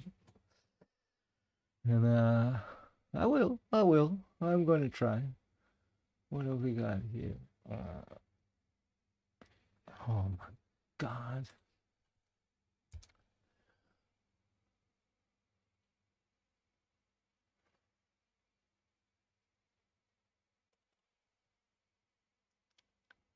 Where is this golden future? I'm sure it is here. There it is, the golden future.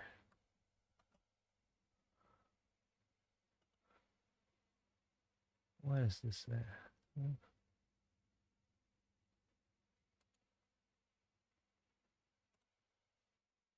Ah!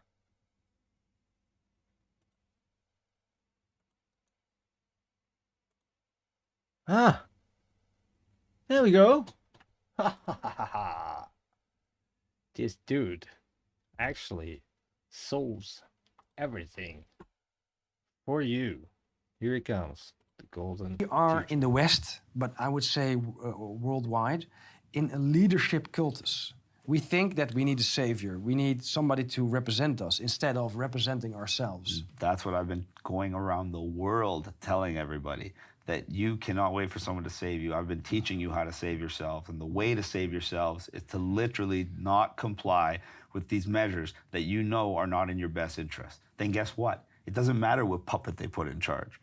Whoever's telling you to do something, if you're not going to do it, you're not going to do it. Well, and we see actually the opposite effect. As soon as the public opinion shows the power doesn't have any real power. They change the policy and say, that was the plan all along. Of course, because they want to, the government is always right. Obviously, it wasn't the people that made the government change. It was the government got some new data right at that moment, and that changed everything. Obviously, they're lying.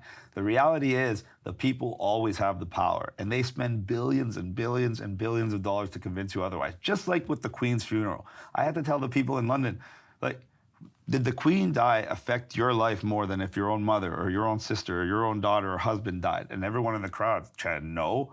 I go, so why do you think they spend millions and millions and millions of dollars broadcasting this all over the world? Because they want you to feel like you don't matter. Because the moment they can get you to feel like that, you will comply. This brings me to the core of what we call the narrative, the scenarios, the plan, Operation Lockstep, you name it. If we go back to Mussolini, he was inspired by a few philosophers, French philosophers, Le Bon and Sorel, and they made a very astute analysis of Marxism, actually. They said, Marxism and the bourgeois and the class warfare. Now, we have to focus on the myth. We have to rally people around a story. And that's what they did. That's what they did around the world.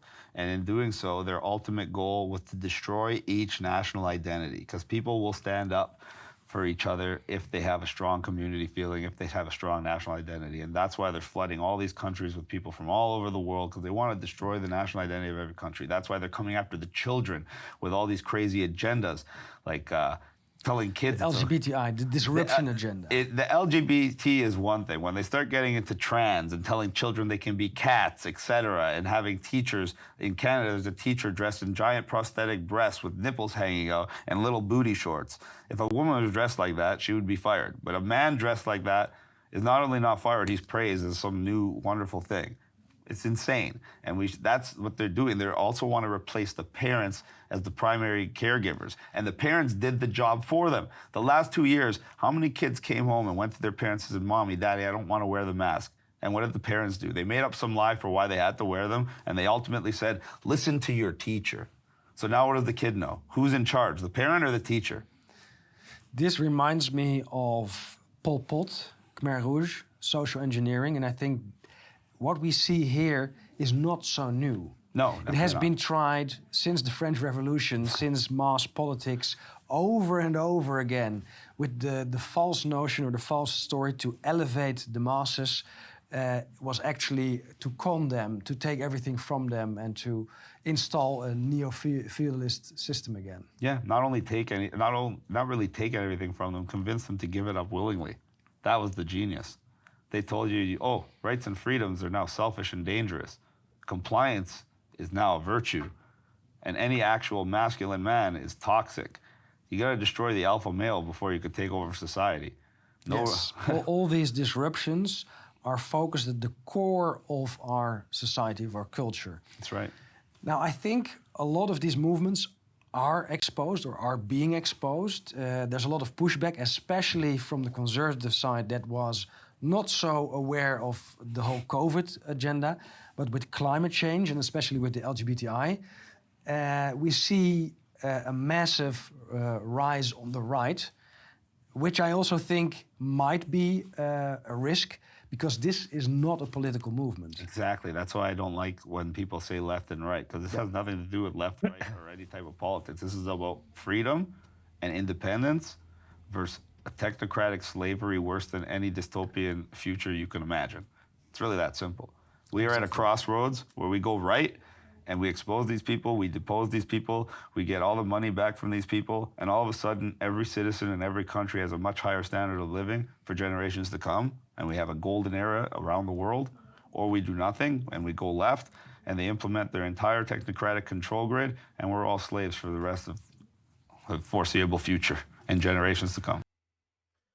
The rest of the foreseeable future and generations to come. Well, there you go. Yeah. So, if we free ourselves, we have a golden future. We will take back the money. We're going to talk about this later, because this has nothing to do with money. It has to do with value. But we're going to take back all the value that they stole of us, and we're going to be more prosperous than we've ever been. Well, let me tell you, I have seen during some of the time on this Timeship Earth, over a period of 20 to 30 years, that we became more and more and more prosperous. And I assure you, I have been working for environmental services with a guy who actually went to university. And he explained to me how Earth gives. The last video, which is going to be a very long one, but you can find it, and I'm gonna eventually make show notes and put links in them to the videos and the people that you've seen. But this video is from the High Wire every Thursday night. I'm an absolute fan, which makes me realize that I have to thank a producer called Roddy van der Trappe, who made the music of the intro video. I have to thank a lot of other people. I'll do that later. But yeah, I was just thinking that I would like to have that end song, which I don't have now, unfortunately. But and to make the bridge to Zach Bush, the High Wire, Del Big Tree, some more names to add to your field, so that your field will grow and probably be a little bit more lightened. A little less darkness, a little more light, a little less fear, a little more love. Because for me, in a circle or a bowl of energies like yin and yang, love and fear are constantly each other's opposite. And well, if we release ourselves from fear and we'll arrive to love, then we will learn to work with those forces. As much as the 1,000-year-old dark masters have learned to work with those forces by moving into the fear. Their biggest fear for now is moving into love. That was Willem Engel. I have to thank him. I have to thank Café Weltschmerz for recording this, Chris Sky for talking about this, later on Del Bigtree for what he's going to bring us, Zach Bush, you're going to see more of him, I'm sure about that. Let's see, do you have the start here? Theory that, like, oh, I think stories. Oh, wait. Now we get this crazy stuff again. Infamous one. I need this one. Yep. All right. Let's see.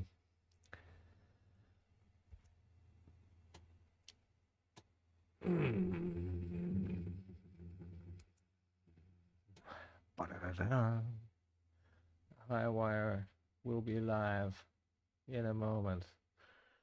You're going to get to know Del Bigtree. Did I forget to thank anyone? To thank Igor for allowing me to be here and being a bother for such a long time. And if it's one person who's been this did you notice that this show doesn't have any commercials? I'm not there it is. Diapers or vitamins or smoothies or gasoline. That's because I don't want corporate. And I want to thank my what to invest mother, and what my to say. father, Instead, because if you're it our weren't for sponsor. them, This is I a would not be production sitting by here at all. nonprofit, the Informed Consent Action Network. If you Informed Consent Action Network. I want to thank the Informed Consent Action Network. I want to thank Del Bigtree. I want to thank Willem Engel.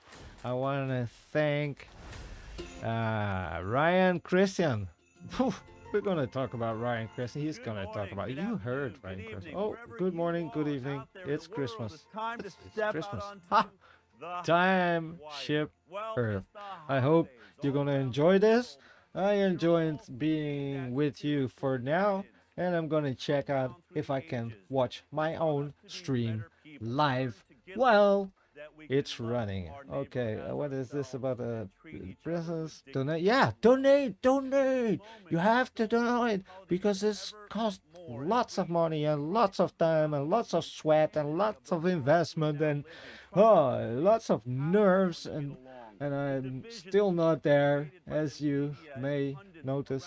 Well, around the world. What is it? What? I think that because of this incredible moment, this time, the holidays, I wanted to share my favorite interview from this year. In fact, like I want to share your favorite interview. We Well, did all year, you bet. Here's getting gonna over come. 2 million views. All right. Of course, 2 I'm million talking about views, my and I hope interview there are gonna with be some more Zach now. Bush.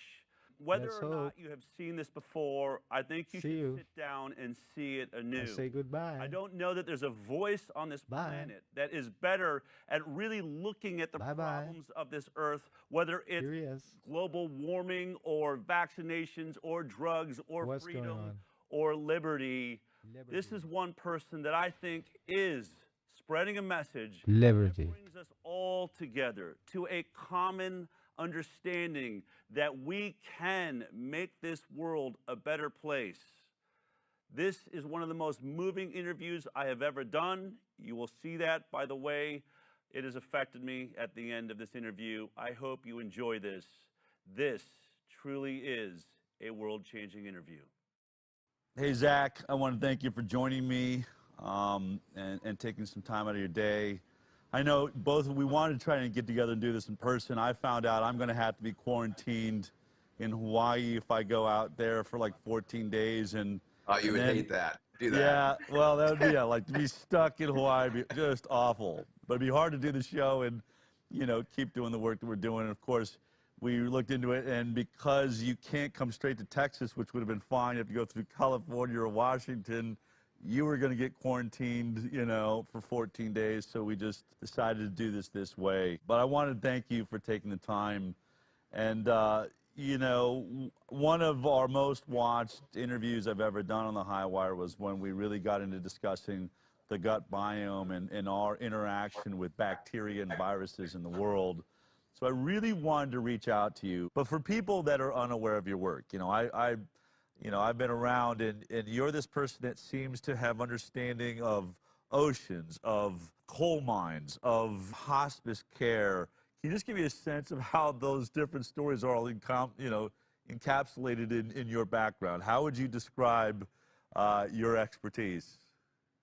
I just stumbled upon an awesome term in permaculture writings that is something like the perfect meandering of nature. And I think that's the best description of my career, the perfect meandering. My career has meandered a lot. I started when I first explored the university system. I decided I was going to be an engineer. Then in only the drama that an 18-year-old can create, I had a heartbreak over a relationship I had, the first girlfriend I ever had. And I decided I was so heartbroken that I needed to take a year off of college. And so shortly after deciding that, an aunt called up and she invited me to come to the Philippines and work in a midwifery clinic. And I have never done anything medical in my life. And the closest thing I had done was like build roofs on orphanages in Mexico and stuff like that. But so I had seen medical facilities before, but that was about it. And so I showed up in the Philippines, and within 2 weeks, the woman who was in charge of the 14-day-old checkups was swept away on a family emergency back in Canada, and I was put in charge as a 19-year-old kid for 14-day neonatal checkups in the squats of the Philippines. And that's when I found the miracle of life and got really addicted to this journey into the human biology. And after 6 months of seeing children born into this world, I decided there was no way I could go back to robotics and engineering as I had wanted to, and thought I'd be a surgical PA or something like that. And then as I was going down that course, somebody said, you know what, Zach, this is another year for you to be an MD, and then you got all this flexibility and all this. Well, the person who told me it was going to be an extra year had no idea what they were talking about. And 17 years later, I finally finished my medical education as I went through a few different subspecialties. So after medicine at the University of Colorado, which was an extraordinary journey, I loved medical school. I loved school for the very first time. You know, the first experience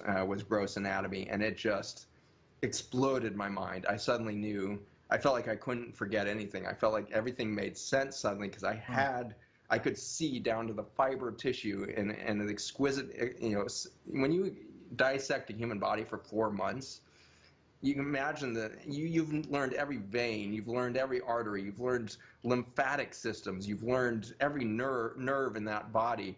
And then the last thing you unwrap, interestingly, is the hands. And you unwrap the hands, and it is the most overwhelming emotional experience that you're not expecting because you just skinned a face, and you thought that was the most intense thing you've ever done. But for some reason, a human hand has so much humanity written in it, and it is an overwhelming thing. And so my medical career, I believe, can be mapped back to the human hand of the 82-year-old woman that I dissected. And her hand was like an archaeological dig on human wisdom, the folds of that hand and everything else. And it inspired me to ask deep questions and stay very curious about what it means to be human, what it means to be wrapped in these realms of tissue. And so I went into internal medicine. And internal medicine, I thought, was going to, you know, give me the whole matrix of understanding of the human being. It's the study that is the founding of all of our specialties: cardiology, renal, all these different specialties. And at the end of that journey of internal medicine, I became a chief resident, which was a faculty position at the University of Virginia, and taught for a year. And in teaching internal medicine, I realized I was just scratching the surface of understanding how biology.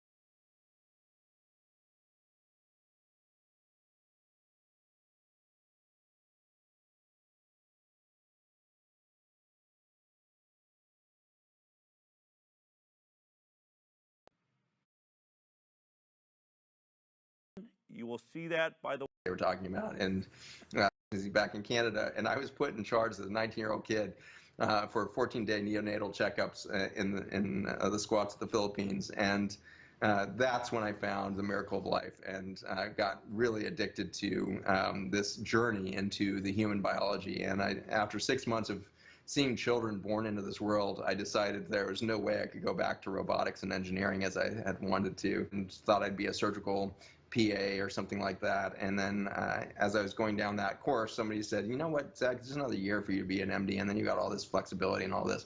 Well, the person who told me it was going to be an extra year had no idea what they were talking about. And 17 years later, I finally finished my medical education as I went through a few different subspecialties. So after medicine at the University of Colorado, which was an extraordinary journey, I loved medical school. I loved school for the very first time. You know, the first experience was gross anatomy, and it just exploded my mind. I suddenly knew, I felt like I couldn't forget anything. I felt like everything made sense suddenly because I could see down to the fiber of tissue and an exquisite, you know, when you dissect a human body for 4 months, you can imagine that you've learned every vein, you've learned every artery, you've learned lymphatic systems, you've learned every nerve in that body. And then the last thing you unwrap, interestingly, is the hands. And you unwrap the hands, and it is the most overwhelming emotional experience that you're not expecting because you just skinned a face, and you thought that was the most intense thing you've ever done. But for some reason, a human hand has so much humanity written in it, and it is an overwhelming thing. And so my medical career, I believe, can be mapped back to the human hand of the 82-year-old woman that I dissected. And her hand was like an archaeological dig on human wisdom, the folds of that hand and everything else. And it inspired me to ask deep questions and stay very curious about what it means to be human, what it means to be wrapped in these realms of tissue. And so I went into internal medicine. And internal medicine, I thought, was going to give me the whole matrix of understanding of the human being. It's the study that is the founding of all of our specialties, cardiology, renal, all these different specialties. And at the end of that journey of internal medicine, I became a chief resident, which was a faculty position at the University of Virginia, and taught for a year. And in teaching internal medicine, I realized I was just scratching the surface of understanding how biology actually happens. I had learned a lot about disease, but I didn't understand why life was happening.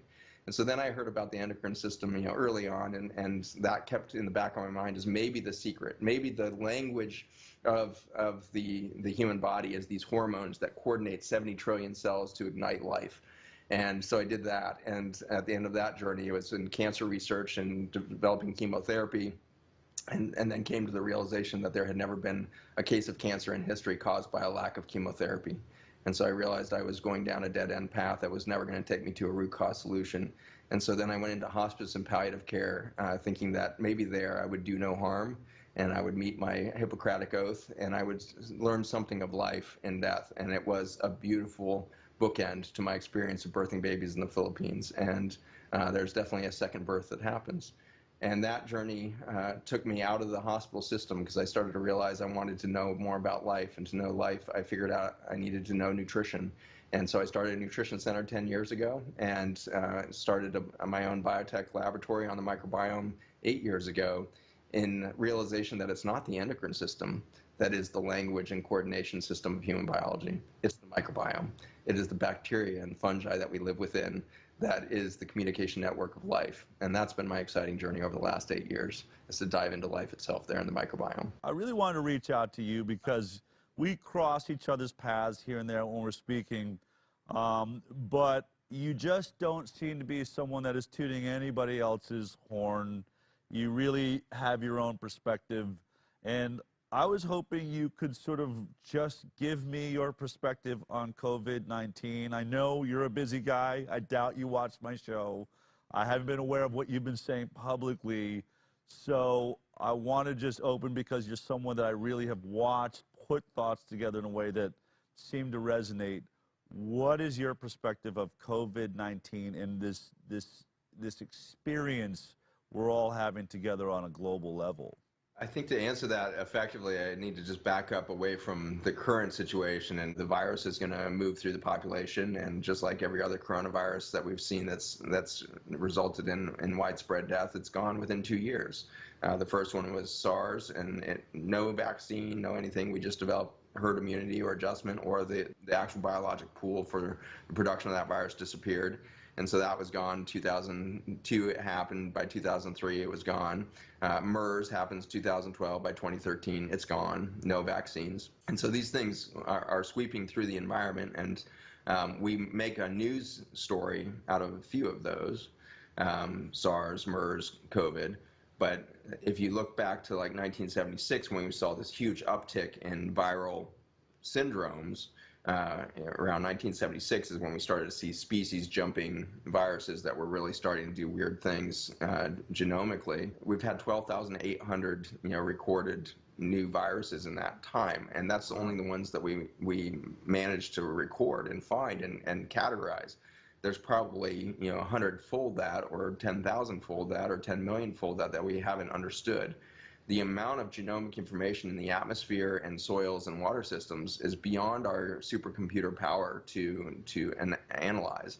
And so when somebody comes along and says there's a new virus, my first thought is, how the hell do you think that's new? Like, what is the data that you're basing that on? Have you screened the genomics of the viruses on the planet before? And the answer is absolutely you can't. There's 10 to the 31 viruses in the air. There's 10 to the 31 viruses in this ocean water. There's 10 to the 30 viruses in the soils. And so we are surrounded. We are literally absorbing. We are breathing. We are, through our skin, through our ears, through our eyes, through our systems, we are absorptive machines for genomic information. Since our origin, and far beyond our origin, was this genomic milieu that we float within. And so I think we need to be very cautious to say that there's anything new under the sun, because it's unlikely that the Earth has never seen this before. It's been through 6 great extinctions. We're in the midst of the 6th one. It's seen cataclysmic events on the planet. It has seen the rise and fall of continents. It's seen, extraordinary shifts in climate. The whole, planet covered in ice at one point, pretty much. And then you've got, the reabsorption of that ice and the rise of oceans. And you've got, massive volcanic events that cover the sky in sulfur compounds and toxic acids. And this Earth is a history of cataclysmic events. Right now, humankind is the cataclysmic event on the planet. And so we should be aware of our role right now as a force of destruction and a force of manipulation of biology at its foundation. And we should be far from startled when we see the collapse of our own health.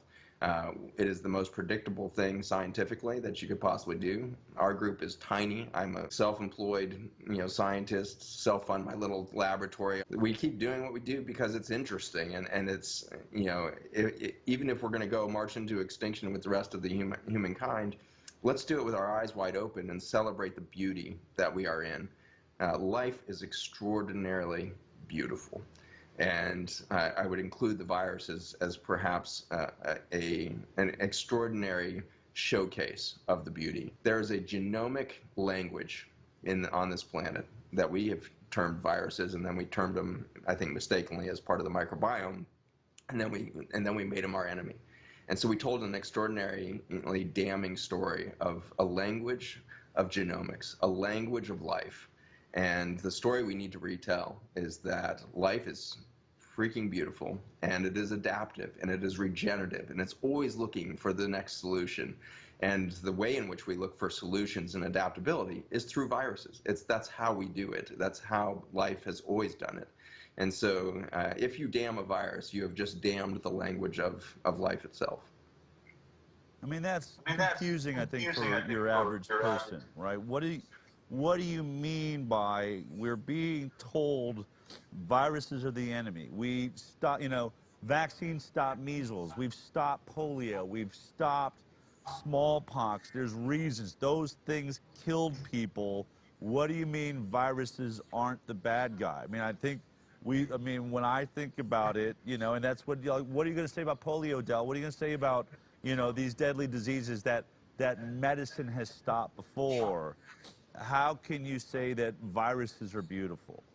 What does that mean? How do they interact with my body that I could see any beauty in it whatsoever? Yeah, so when we see an infection, whether we're talking about HIV and AIDS, or we're talking about a little bacteria called bacillus that then can cause tuberculosis, or this COVID situation is a great example of it. When we interact with the microbial world, what we are describing is a terrain or an ecosystem of experience, and it is a vast ecosystem when in a healthy state. And that ecosystem is always adapting and adjusting to stressors. When we see a microbe become endemic in an area, and polio is a great example of this, HIV is a great example of this now, where we have endemic areas where the virus is simply in the environment at such a level that it's very likely that we're going to see manifestations of adaptation of the humans in that environment are going to absorb that microbe. And so some of those people living in endemic polio areas will manifest a disease that we call polio. But many people outside of that small population that are getting sick are being exposed to that polio through their water systems and the like. And so these have been natural elements within it, within the environment. HIV looks to be, extremely underdiagnosed. There's a really interesting study that screened 8,000 healthy people with no history of infectious disease, had screened negative through blood banks and stuff like that, and they did genomic analysis for a couple hundred viruses that are known, and they found 42 viruses in the bloodstream of these patients that were totally healthy and asymptomatic with no history and had screened negative by antibody testing and the like for things like HIV and things like that. And they found an extraordinary amount of HIV and hepatitis C and all these conditions in this asymptomatic population, which suggests that these microbes are part of our normal daily biologic experience. Occasionally, we will find a syndrome of immune deficiency, which is not a human experience. We can go into what is the human immune system in a minute, but what's happening is there's an imbalance that can suddenly happen where all of these microbes, and there's so many in the human body, you're at 30,000 species of bacteria and who knows how many of the 5 million species of fungi and who knows how many of the 300,000 species of parasites. We have done such a poor job of really understanding what the healthy terrain of the human body does. But looking at the hunter-gatherers in Africa right now with the American Gut Project with Jeff Leach, you can see that the American is now walking around with about 10% of the microbiome of the gut that we should have. And so we're 90% deficient. When you become 90% deficient in the ecosystem, you're going to get weeds. And the weeds come in and will overgrow an area, just like they do in your backyard. If you go and rototill your backyard, destroy the balanced ecosystem of a meadow, you're going to immediately get weeds that come in that weren't there, when the biodiversity was there. They weren't evident, but they were there because their seeds were in the environment enough that as soon as there was an opportunity for them to come into their niche, they would do that. But we need to, look to the farmers here who are doing regenerative agriculture to find out that the weeds are never the problem. The weeds are the symptom of the collapse of biodiversity. And I would say that same thing for polio, for HIV, for any of these infections is when the biodiversity is there, we can reach a homeostatic state where the hundreds of thousands of species of grasses and plant life in a jungle maintain an eco-balance, and there's no opportunity for disequilibrium or unbalance or dis-ease in that environment. If you go through and dump a bunch of Agent Orange into that environment, or its close cousin Roundup or glyphosate, and you destroy that jungle, then you're going to see a very unbalanced system and the weeds come up. But the weeds are not the problem. In fact, they are part of the solution, amazingly. And so the weeds, we now find out in regenerative agriculture, is part of nature's way of regenerating the ecosystem. And so the weeds have these important early niches in reforming the networks of mycelium and intelligence within the soil that can then rebuild the microecosystems for the bacteria and fungi, and then ultimately the seedlings and the biodiversity come back up out of the seed bank that's deep in the soils and express itself again. And so when we stop disturbing soil and let it return to its native state, where we stop plowing, we stop spraying, and we let nature do its thing, we can see native grasslands that we thought extinct for 200 years come back in. No seeding necessary. It comes oozing back out of the matrix of the soil, is life itself and biodiversity itself. And it relies on the stepwise progression of weeds into biodiversity. When we have an unbalanced microbiome of a human, where we take them out of their native balanced state of hunter-gatherer system, balanced with their ecosystem, an extension of their ecosystem, and we force them into a village where they have water that's contaminated with feces, they can't touch fresh water, we destroy all of the grasses and grassland diversity within their village. They're now walking on dead clay, and they have huts that are trodden down clay. They've lost any touch with that microbiome of soil. That's the beginning of endemic disease. That's the beginning of where we see these imbalances. And tuberculosis is a phenomenal example of a condition that didn't spring forth until we created the Industrial Revolution, and suddenly in London and New York we have endemic problems of tuberculosis happening in the cities because we were so divorced from that ecology of balance, that ecology of harmony there. And then you zip forward back to that regenerative farm, and you say, well, okay, so tuberculosis or COVID or any microbe you point out, Lyme being a great example right now, isn't Lyme just the weed. It's just the organism that found its niche in a damaged ecosystem and is on the way back towards. It's doing its role in getting us back to biodiversity. And yet, as physicians, we've been taught to kill it. As farmers, we've been taught to kill it. And so we rush in and kill all the weeds, and then we wonder why the weeds are worse next year and why our crops are doing worse next year, so that we have to put in more nitrogen fertilizers and chemical inputs and all of this. And the plants are weaker, so they're more prone to pests and stuff, so it's more herbicides, more pesticides, and we get into this vicious cycle. And then we wonder why our children have gone from 1.2% of chronic disease to by most recent Medicaid screens, 52% of children with a chronic disorder or disease. 1.2 to 52% since the 1960s.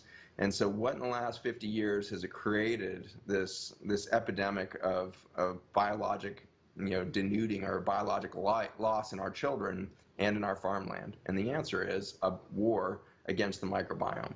And so when we see the emergence of something like COVID or something like HIV, we can be confident that the HIV wasn't the problem. It was our lack of intelligence at the soil level of our bodies or in our gardens or in our farm fields. And we have been destroying that microbial diversity that would lead to a balanced ecosystem. And so we call them pathogens. We call them these dangerous germs. But in fact, they've been here since the beginning of time in some shape or form. And this whole concept of militarizing things, all that, humans can't even touch the speed of biodiversity, the biodiversification of the virus. They are so fast in replication, and they are so fast to shift their genomics. We can't keep up with that. There's no laboratory in the world that can do it as fast as nature does it. Nature is an adaptive, beautiful machine. Well, I mean, that would lead me to my next question, right?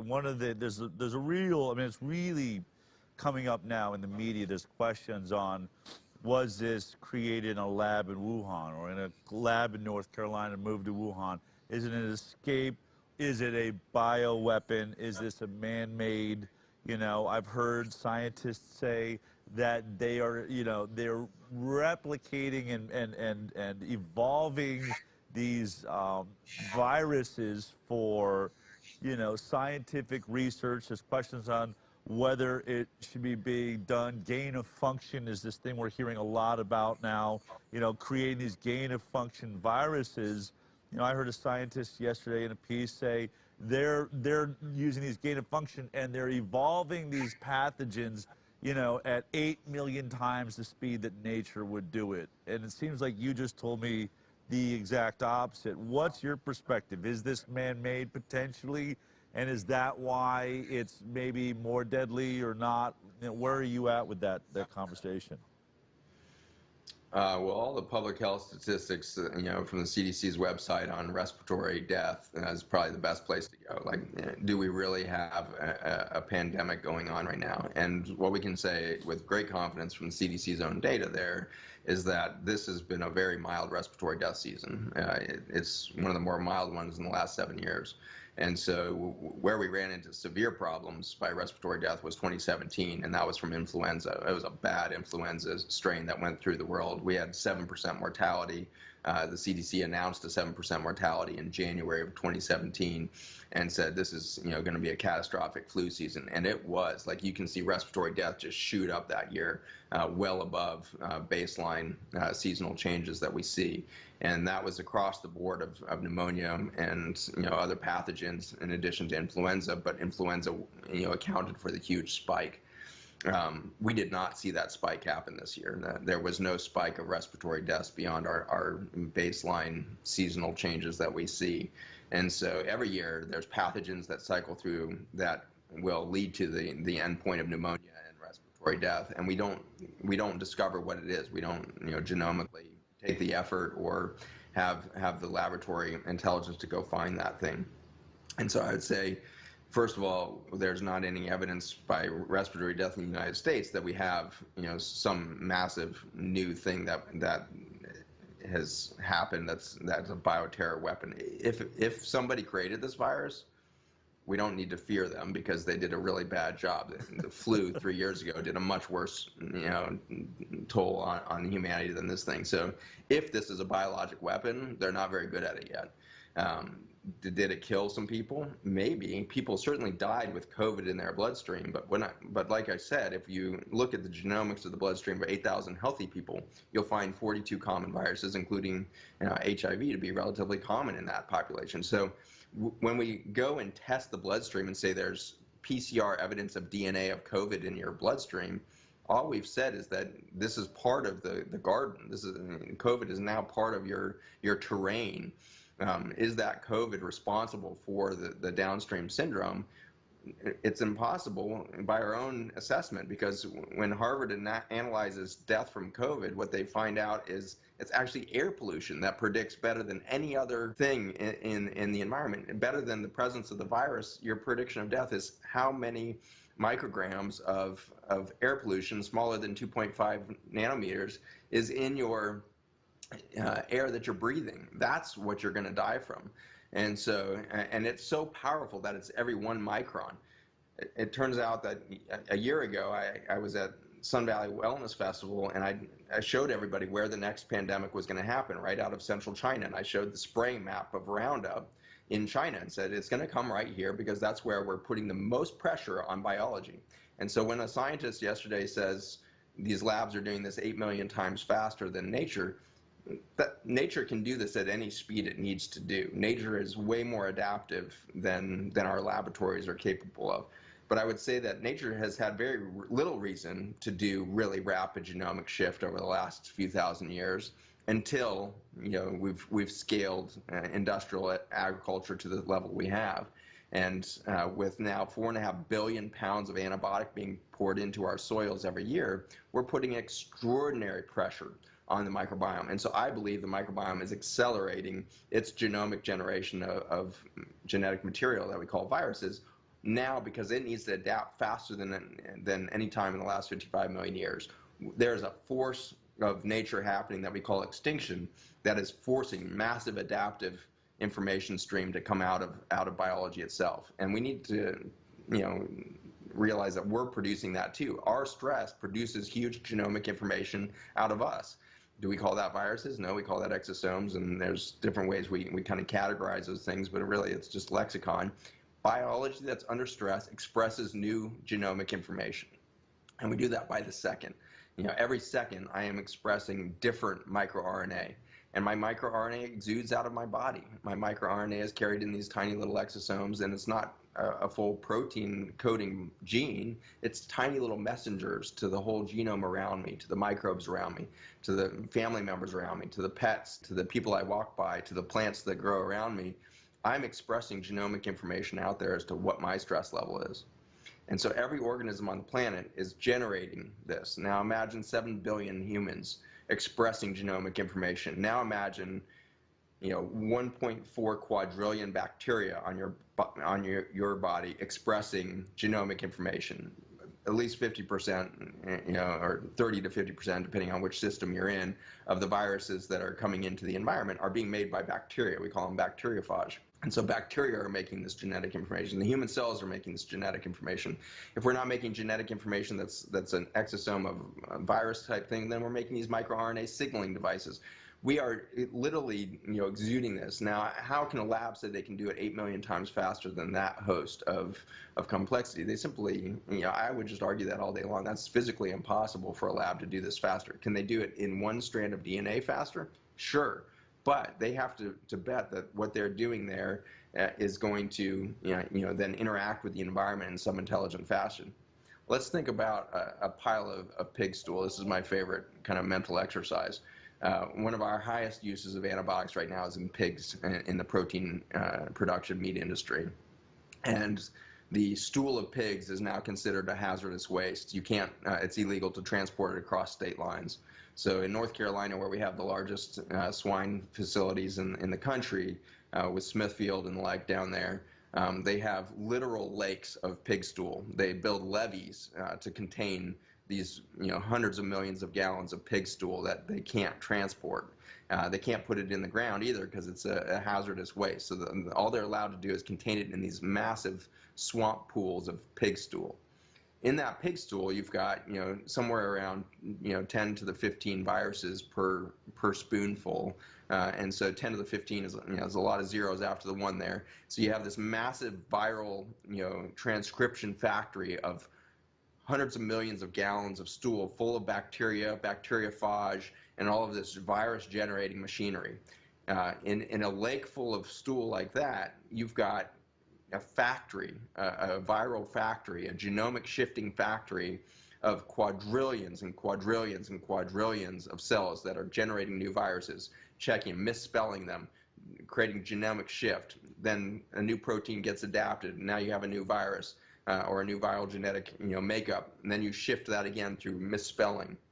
And so the speed at which the pig stool is doing this is ultimately at this staggering figure and this staggering rate of capacity. And so I would very much, love to sit with any government official or laboratory expert and really challenge them to bet on, is your laboratory really better than a pile of pig shit? And I just think we're going to find over and over again that it's better. You can't compete with nature in its adaptability. We think we're doing all this genetic modification, and so we think we're really clever because we genetically modified one gene into corn or soybean or this or that. Are you kidding me? 50% of the human genome is virus. We were made by viruses. 10% of our genome, at least, is from retroviruses like HIV. We were built by the machinery of the virome.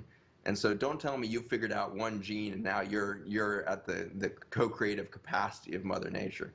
We're scratching the surface of what genomic modification really looks like. And nature does it at a speed and without a capitalistic determination behind it. And so when you add a money-making schema to genetic modification, now you've changed nature again. Nature does this without an ethos. Nature's whole goal is biodiversity and sustaining life. The planet is proof again and again that it wants biodiversity and it wants to do life for as long as time exists. We have put ourselves against that nature that has proclaimed itself the champion of biodiversity and life on Earth, and we are destroying that. So take me now with all of that. We've covered how we're here, viruses make us up. We've got, Great Lakes of pig feces. Take me to COVID-19 then. You said a little while back that you predicted over a year ago somewhere in central China, I guess you're meaning, Hubei province, somewhere in that area, that would be a virus now, or that something, that the next pandemic would come from there. So many people are saying it's just too ironic that we have a level 4 lab there. In your mind, what would be your best theory for what happened in the middle of China? Is that where this comes from? And what is it about COVID-19 compared to other viruses that we've looked at before? So, the science on COVID is rapidly emerging, but, to say that we know anything about it is erroneous, which is why I am so frustrated with the government and with the regulatory groups in medicine like the CDC and the NIH, and Johns Hopkins University now getting in on this. Now, we have universities that are declaring knowledge of how many people have died from COVID. That is scientifically impossible that they can say this many people died of COVID. We have a lot of people that are dying of bizarre respiratory conditions all of the time. There seems to be a syndrome that is familiar with COVID, and that syndrome harkens back to another coronavirus of 2001, 2002 with SARS. And the description of SARS is so incredible in the literature. When you read the initial scientific studies coming out of 2002, 2003 around SARS, it literally says the patients turn blue and then have to wait until their lungs eventually fill with fluid and then they die. The course of events there is very important. They first turn blue before their lungs have fluid in them. And so there's not a respiratory failure that leads this thing. And then eventually with fluid in their lungs, they develop pneumonia and die. This is exactly what's happening with this COVID strain. So another coronavirus presenting with hypoxia, which is a loss of oxygen in tissue. So the patients are presenting blue and with these remarkably low numbers of oxygen, in the bloodstream. And yet a lot of them look pretty comfortable. They're not breathing fast. They're not, in any distress. And so the doctors are freaking out, trying to figure out, why is this patient sitting here talking to me with an oxygen level this low, blue in the face, and going into multi-organ failure? Liver is the number one thing. When they screened, there was a nice article that showed what is the initial laboratories of 5,000 patients presenting with COVID like symptoms in New York. Of those 5,000 patients, the vast majority didn't even have fever. The average temperature was 37 degrees Celsius, which is normal body temperature. And so they don't have fever, they don't have any signs of respiratory distress, and yet they have bump in liver enzymes. That's the only laboratory finding that seems to be consistent. Their white blood cells aren't elevated as if they have a virus. They don't have shift in triglycerides, suggesting some inflammatory event. And so there's nothing in that article I'm pouring through and like, show me the evidence that this person is having a viral infection. Show me the evidence that there's some signs in the immune system or otherwise that there's a virus afoot. Instead, they're dying of hypoxia. They have loss of oxygen at the tissue level, and their tissue is being starved of oxygen. And it turns out when you have a hypoxic injury, loss of oxygen in the lung, you get something called ground glass reaction. You get fluid that starts to accumulate in the lung because of that hypoxic injury, a lack of oxygen. In the vascular system, you start to get dysfunction of the endothelium, where you can no longer make vasodilatory effects, and you start to lose the mechanics of venous supply and venous drainage and all of this, and that leads to stasis, which you can get blood clots from stasis and all this. And so the whole body, from liver to bloodstream to your other organs, are showing signs, including the lungs, of a loss of oxygen. This looks as if you suddenly put this person on the top of Mount Everest and took them from sea level to Mount Everest in 5 minutes, and that's what the patient suddenly looks like. So that happened in 2002, and it's happening again. So what is going on there? If there's no signs of a viral infection, what is going on, and why are we finding COVID in some of these bloodstreams? And so what seems to be happening, whether we're looking at SARS, MERS, or this, is a constellation of events that are happening in the bloodstream to induce a high altitude-like injury or hypoxic injury to the whole system. And then eventually, if we don't fix that problem, they're going to fill their lungs with fluid because we didn't reverse the hypoxic thing. And if you put them on a respiratory machine, you actually just made the situation worse, because forced oxygen is very noxious. High pressure oxygen is very noxious to the tissue of the lungs. If you push oxygen in and the bloodstream still can't bind it, you haven't fixed the hypoxemic event. And so you're pushing an oxidative injury, which is inflammatory, onto a tissue that can't absorb the oxygen at the tissue level. And so we know we're seeing extraordinary rates of death. 88% of people on a respirator in New York are dying. Nowhere else in the world did we see levels that high of mortality. And so we are part of the problem when we keep thinking that we have a respiratory failure event. SARS to now, that's 18 years of science, has shown us that this is a hypoxic injury, not a viral infection type thing. So if it was a virus that was overwhelming your system, you would see your immune system respond appropriately. Fever can happen downstream in COVID, but it's not at the beginning of this infectious process. It's actually in week 2 that you tend to see the fevers spike up and all that. Again, 5,000 people presenting in New York, their body temperature as a population is stone cold normal at presentation. It's not until days later, when their lungs fill with fluids, it's in a hospital environment, and now they have secondary bacterial infection, that they get the fevers. And so there's downstream signs of overwhelm to the system, hypoxic injury, and an accumulation of infectious-like symptoms, but that's not the presentation. And so as soon as we come to terms with this as a medical community, I think we're going to save lives really rapidly. We need to treat this like a hypoxic injury. And we have a lot of interesting data out of there. And I'm making a film right now on what I think is going on. So and what I think is probably very incomplete, because my clinic's not allowed to be open right now, which is so ironic. If you think you have a hospital overload capacity, then don't close all the clinics. Like, don't say that all the clinics out there that aren't associated with a hospital are suddenly non-essential. If you don't want an overloaded hospital system, keep the clinics open, but that's an aside. And so I haven't been able to treat those patients with this, but I offer it to any physician to start to explore this. Is we need to treat this as a hypoxic injury similar to cyanide poisoning.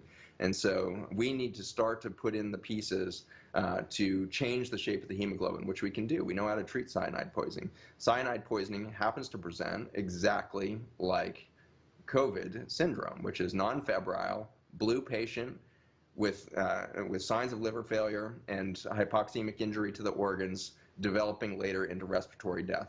And so we have a very well established treatment plan for cyanide poisoning, and it's 3 quick injections of a cyanide kit, and you're using things like sodium nitrate in there to change the shape of hemoglobin so that it can bind through methemoglobin the oxygen again. And so we have, an FDA-approved mechanism of treating cyanide. We should turn that kind of mindset to that. Now, am I right? Is that going to fix the problem? It may be more complicated than that, but until we start treating the hemoglobin as an initial injury, we're never going to solve the downstream infections that are happening, because people aren't dying of COVID again. They're dying of secondary pneumonias that are bacterial in nature downstream, and some of them are dying of hypoxic organ failure, but they're not dying of a virus per se. You don't see any of the signs in those 5,000 patients. All right, but the virus is causing that problem, right? I mean, in some ways, isn't it semantics to say that, well, the virus isn't causing a fever like the way a virus would, but it is, in fact, causing this hemoglobin problem, this inability to carry oxygen correctly, something that was pointed out by the MD in New York, Kyle Seidel, who came forward and said, this seems like my patients are at 30,000 feet. So on one hand, you would say, oh, it's not a virus, people shouldn't be afraid, but there are people that this virus is causing this hypoxic issue, is it not? It's participating in it for sure. I think it's we haven't proven that yet, but I think there's a distinct possibility that the virus is participating in the unmasking of this hemoglobin shift. And when I say unmasking, it can't be causing it directly, else everybody who got exposed to the virus would be having a hypoxic injury. But very few people who get exposed to the virus and mount an antibody response and all of the typical things you would expect actually presented with blue organ failure. Very few percent. And so the protein, there's a new protein, we're told, and we'll figure, this needs to be proven out still, but we're told there's a new RNA strand, that codes for a new protein that is different than SARS and MERS. Okay, great. But something in SARS and MERS did the same thing.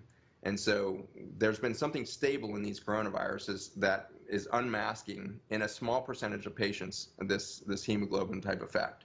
So then should we say, well, it's the virus causing it? Well, if it was the virus causing it, again, everybody who was exposed would have that. So what is the virus doing? The virus seems to be unmasking toxicity of our environment. And there's something really poetic about that. The people that are dying from this are by and large in areas where there's high agricultural residues of Roundup and high residues of small particulate air pollution, smaller than 2.5 microns. And so Northern Italy, New York City, Seattle, Louisiana, those are all the highest areas in Europe and the United States of those two phenomenon, agricultural toxicity coupled with air pollution and small particulate matter. In China, that happens to be Wuhan and that whole Hubei province. Hubei province has the highest Roundup and kind of destruction of the soils, and then Beijing and south of Beijing has the highest concentrations of the air particulate. And Hubei is toxic. We're talking about levels of micron particulate that are 40-fold that seen in New York. And so massive toxicity in the air pollution in Hubei. And so in that air pollution, we know it carries many things, including cyanide. And so cyanide, we know, is a part of normal air pollution. In fact, a really nice, Earth Justice paper got released just months before this whole pandemic, story unfolded. There was a Earth Justice mandate for kind of a class action lawsuit demand on the EPA for not accounting and not doing anything about the rising levels of cyanide in many of the U.S. cities.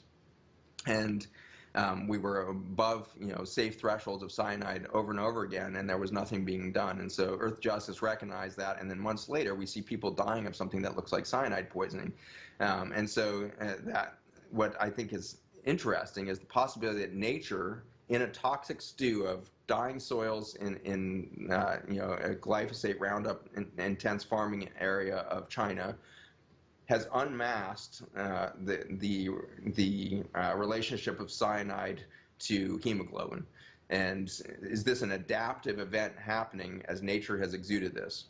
If this is a military operation, again, they are mimicking something that happened in 2001 too, and so it's not new. They've recreated, and it looks to have a much lower death toll than SARS did. SARS, we seem to have a death toll maybe around 8%, 10%. It's hard to know because we didn't really do good universal screening. May have been a lot of asymptomatic people with SARS too, but certainly this time around, I think we see a much lower mortality rate. It's down in that 0.1 to 0.3% range, probably something like that. The most recent Stanford study looking at Santa Clara as an entire city population is coming in around 0.1%, something like that. So, so we're somewhere around normal flu and mortality. So, if it's new, if it's military, their agenda is not to kill people, maybe, and they don't know what they're playing with. So is there a virus? Yes. What is it doing? It seems to be unmasking the toxicity of our environment that we've created. And the virus itself is not enough to cause the death. We have to have the perfect storm of air pollution. And every 1 micron increase has a 20-fold increase of death by that Harvard study. Every 1 micron of air pollution. And when I tell you there's 40 fold increases in that micron density in Hubei, the chances of having an epidemic of hypoxemic injury in there is catastrophically high. You're in the hundreds of fold increased risk of death by living in that environment. And so we saw the death rate suddenly drop to near zero, not because they were in confinement. I believe it was because if you look at the tracking of their air pollution levels, it went below 40 microns per cubic meter of air in the 2 weeks following the cessation of activity in Hubei. And so by stopping human activity, we took the cyanide out of the air and suddenly nobody was dying of COVID. Everybody's like suspicious, like China's lying, people must still be dying. And I love it that the United States always thinks that China's lying, always thinks that Russia's lying. Like that's our default mechanism. Like, who do we think we're not lying? Like, who in the media do you trust right now? Like, who do you think's not lying here? Like, and suddenly it's China that's lying? United States of America, if you keep, having this superiority complex over the Chinese, you are a fool, because we have hospitals that can't even figure out how to get masks on their doctors and nurses because they don't know how to produce a mask because China produces it for us. Right. And so we are so lazy, ultimately. We are so lazy and so capitalistically oriented that we didn't even consider the repercussions of a mask that was 7 cents cheaper to make in China than the United States, so we outsourced it. And so we are not ingenious when it comes to knowing threat, knowing security. We are reactive, and we are pissed off at the world, and we're fear, and we blame China, and we blame this and that. We have nobody to blame but ourselves for our inability to be prepared, for our lack of forward prospective preparation for something like this. We have really dismal track record for truth and justice in this country over the last 20, 30 years. It's really eroded, and so we need to look at the fact that we are a collapsing empire. And this COVID thing is a massive distraction to the fact that we have massive economic instability in this country that is mainly being driven, I believe, by a $3.7 trillion healthcare industry that can't keep up with the rate of chronic disease development. So let me ask you this. So let me just, we look at China, we look at America. America now has this skyrocketing death rate. I think it's going to get very interesting. We know that many of those numbers are bloated. Everybody that's got, as you said, is testing positive COVID, with COVID, is dying from COVID. I think you're going to see them retracting back those numbers as it starts making Anthony Fauci look bad. It's going to make Andrew Cuomo look bad. It's going to make Deborah Birx look bad. And I think you're going to see them realizing they've made a tragic mistake by trying to bolster what appears to be a fear to get America to respond correctly. They're now going to say, wait a minute, we look like we've handled this worse than everyone else in the world. But specifically, I want to talk about the lockdown, because a lot of studies now coming out show that China was already past its peak before they locked down, that it was probably ineffective.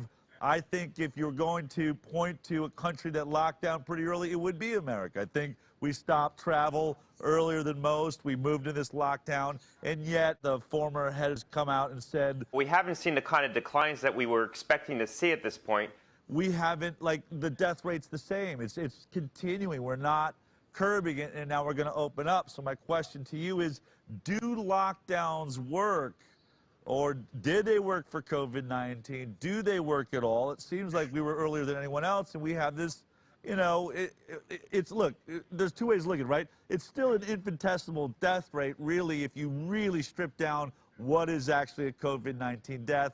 Italy said that 12% of the people they claimed were COVID-19, really only 12% died from COVID, as far as they could tell.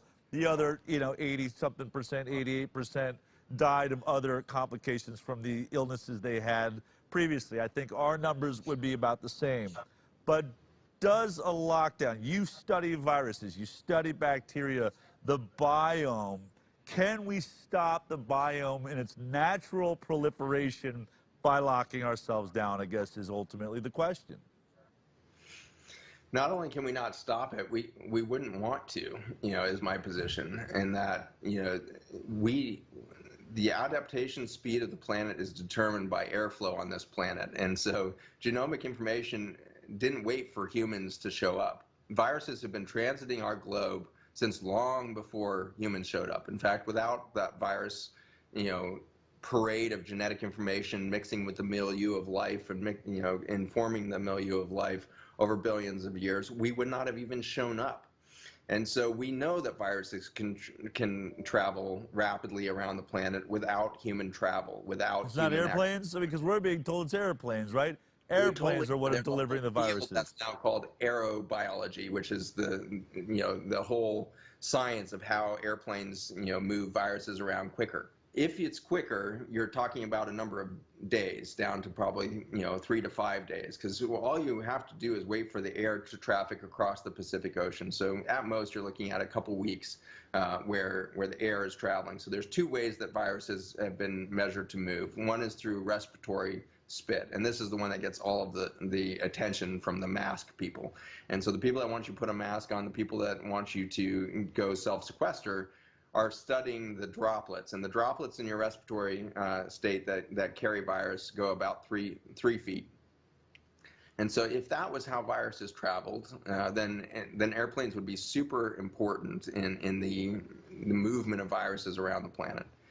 But of course, we had viral transmission around the globe before we developed air travel. And there's again the possibility that we can change the concentration of the virus in different environments, but we're not going to eliminate the virus by eliminating air travel. And so the evidence of this continues to come out. The virome is just beginning to be studied, I think, effectively. But a really cool study looking at in Spain recently demonstrated that you could find the same viral particles in ice caps nearly at the same time that you would find the virus in desert systems and all of that around Europe. So looking across Europe, all of the different vast different ecosystems, most of them uninhabited by humans, and they were showing viruses showing up almost simultaneously seeming in these different environments. And so what they are studying now is the other half of viral transmission, which is aerosols. And so droplet or liquid-based transfer goes 3 feet. Aerosols, where you're not attached to a liquid droplet, but you're actually airborne and you're surrounded by a pocket of air rather than a pocket of liquid, those can travel great distances, and they survive much longer, interestingly, than if in liquid. And nobody's really worked out why or what the protective mechanisms are, but dust particles will select around that. Interestingly, we can screw up the normal distribution of a virus by air pollution. And so some really cool studies looking at flu are showing that in areas of high air pollution, we can have an abnormal density of virus transmission through aerosolized particles because they bind to the air pollution itself. And so again, I would argue that we will completely cease any future coronavirus pandemic if as soon as we see a strain come out, we instantly stop traffic. And everybody has to go to bicycles, skateboards, roller skates, and the rest and carry on their life normally. If we do that, then aerosolized virus will spread over the earth over the course of a few weeks and months and will spread itself out in a very even distribution. And we won't have these pockets of high-density viruses in the pockets of high-density humans, and so we won't see the same penetration into that biology. In addition, we won't see the cyanide poisoning and the air pollution poisoning that increases the risk of death from many of these respiratory viruses. And so a very simple approach would be every fall, we should adopt the technique of we're going to be a public transit only community. And so every October, November, when our vitamin D levels start dropping, and we lose the intelligence of the soil, reabsorption of carbon substrates, the amount of carbon in the atmosphere is near zero by October. All of the greenery of spring, summer, and fall have sucked in all of the CO2 and methane, where there's maybe a substrate of 3% or 4% of our total carbon left over at the end of that time. And then between October and January, which is right when our quote-unquote flu season happens, the amount of CO2 and methane in the atmosphere blows up, and it goes berserk until about June. And so the reason why we see flu season correlates perfectly with carbon in the atmosphere due to natural soil cycles, and we call that flu season. I don't think there's any proof at all that flu is causing this perfect seasonal change, because the virus doesn't care what season is. The virus can be made by any human cell, any time of year, all of the time. What seems to change its activity is the amount of CO2, methane, and other carbon substrates that we create through our transportation and other mechanisms, and then we create flu season. We create a syndrome of respiratory death and dis-ease that is actually a natural cycle of the quiescence of the microbiome of the soils not participating in that same respiratory cycle. And so the respiratory system of the whole planet, including humans, starts to fail in that quiet state, and death happens. And that happens in nature in a massive way. We call that fall and winter. And in that death, we reabsorb nutrients into the soil, and we get ready for an explosive new cycle of life. We need to come to terms with this is the viral phenomenon. The viral genome is expressing itself constantly, and when it is in a microbial diversity, when it is in this ecosystem of friendly biodiversity, there is no death and disease. And then as the seasons carry on, we see death and disease accumulate. If we shift to bicycles and non-carbon emitting transportation in the fall, I think we will see a marked reduction in death from what we call flu season. The virus will still be present. We won't die from it. You're one of these guys that has a lot of different investigations go on, but you actually also work in hospice care, is my understanding. You work with the elderly. We're being told around the world by scientists that really predominantly these health issues you've described very well, and different reasons they may be caused, but not only is pollution part of it, but is predominantly affecting people over the age of 65 with other comorbidities. I ask myself, 20 years ago, would we have just called these deaths old age? In some ways, are we just putting a mic, like defining something? Like people talk about this. We've never looked at flu like this. We've never test kitted, millions of people to see who actually got the flu. There's been a large, a large amount of science is just assumptions. Now we're, drilling down at it. You have scientists around the world, virologists, mathematicians, all saying, if we had done this with the flu, we could have made you panicked over the last, 20 years. We could show you this death rate every time and make it specific to an illness and freak everybody out. The media is a giant part of this. But specifically, because, you have worked with the care of elderly, I'm sure they're very concerned. What is it, what is the message there? Should we be afraid of dying as we get older? I have a mother-in-law who I am worried about in New York. I think New York's handling this in a terrible way. I think that you don't want to end up in a New York hospital. They're going to vent you, it seems. They're still stuck on that crazy approach, but I want her to feel safe. What is it that, those that are over the age of 65 what should we know about this? And specifically to that really small group that experience a much higher, rate of an acute reaction? These are great questions. So age is interesting, and if you look at the average age of death and this current pandemic as we track it, northern Italy is 6 to 8 years older than southern Italy, and so and it's one of the oldest countries in the world. its average age is around 49 years of age. The United States and China are about 36 years of age. So we're 13 years younger as a population. And so when you see the United States having the highest death toll from this thing anywhere else in the world now, you need to ask, what is going on with the United States? Why is the United States apparently older biologically than it is chronologically? Why is China at the same average age, or many European countries similar age to our country? Why are we dying more? And the answer is pretty obvious. When you rank in chronic disease or health outcomes, everything from neonatal death all the way to end of life things, the United States ranks 35th in the world by the most friendly measurements from the government. Watchdog organizations think that we might rank closer to 46th or something in the world, but we're somewhere between 35th and 49th in the world. So we're at the tail end of all modern societies. We're at the very bottom of the list. So if you look at the top economies and industrialized nations, we're dead last of health outcomes. And so why is the United States dying, and why do we have so many examples of younger people dying? It's because we are sicker than any other nation. And so specific to this COVID, it turns out that we know that the coronavirus, both the common cold as well as these more severe versions of it in SARS, MERS, and COVID, binds to a receptor in the lung that's called ACE2. And so this ACE2 receptor is expressed naturally on our lung surfaces. As we age, ACE2 can go up, especially if there's respiratory disease. So COPD, for example, has very high ACE2 expression along the surface. We have lots of channels in. And COPD is one of the only lung conditions that puts you at increased risk of death from this. All the rest of them are vascular, right? It's cardiovascular, renal disease, coronary disease, and cerebral vascular disease. These can end diabetes and the like.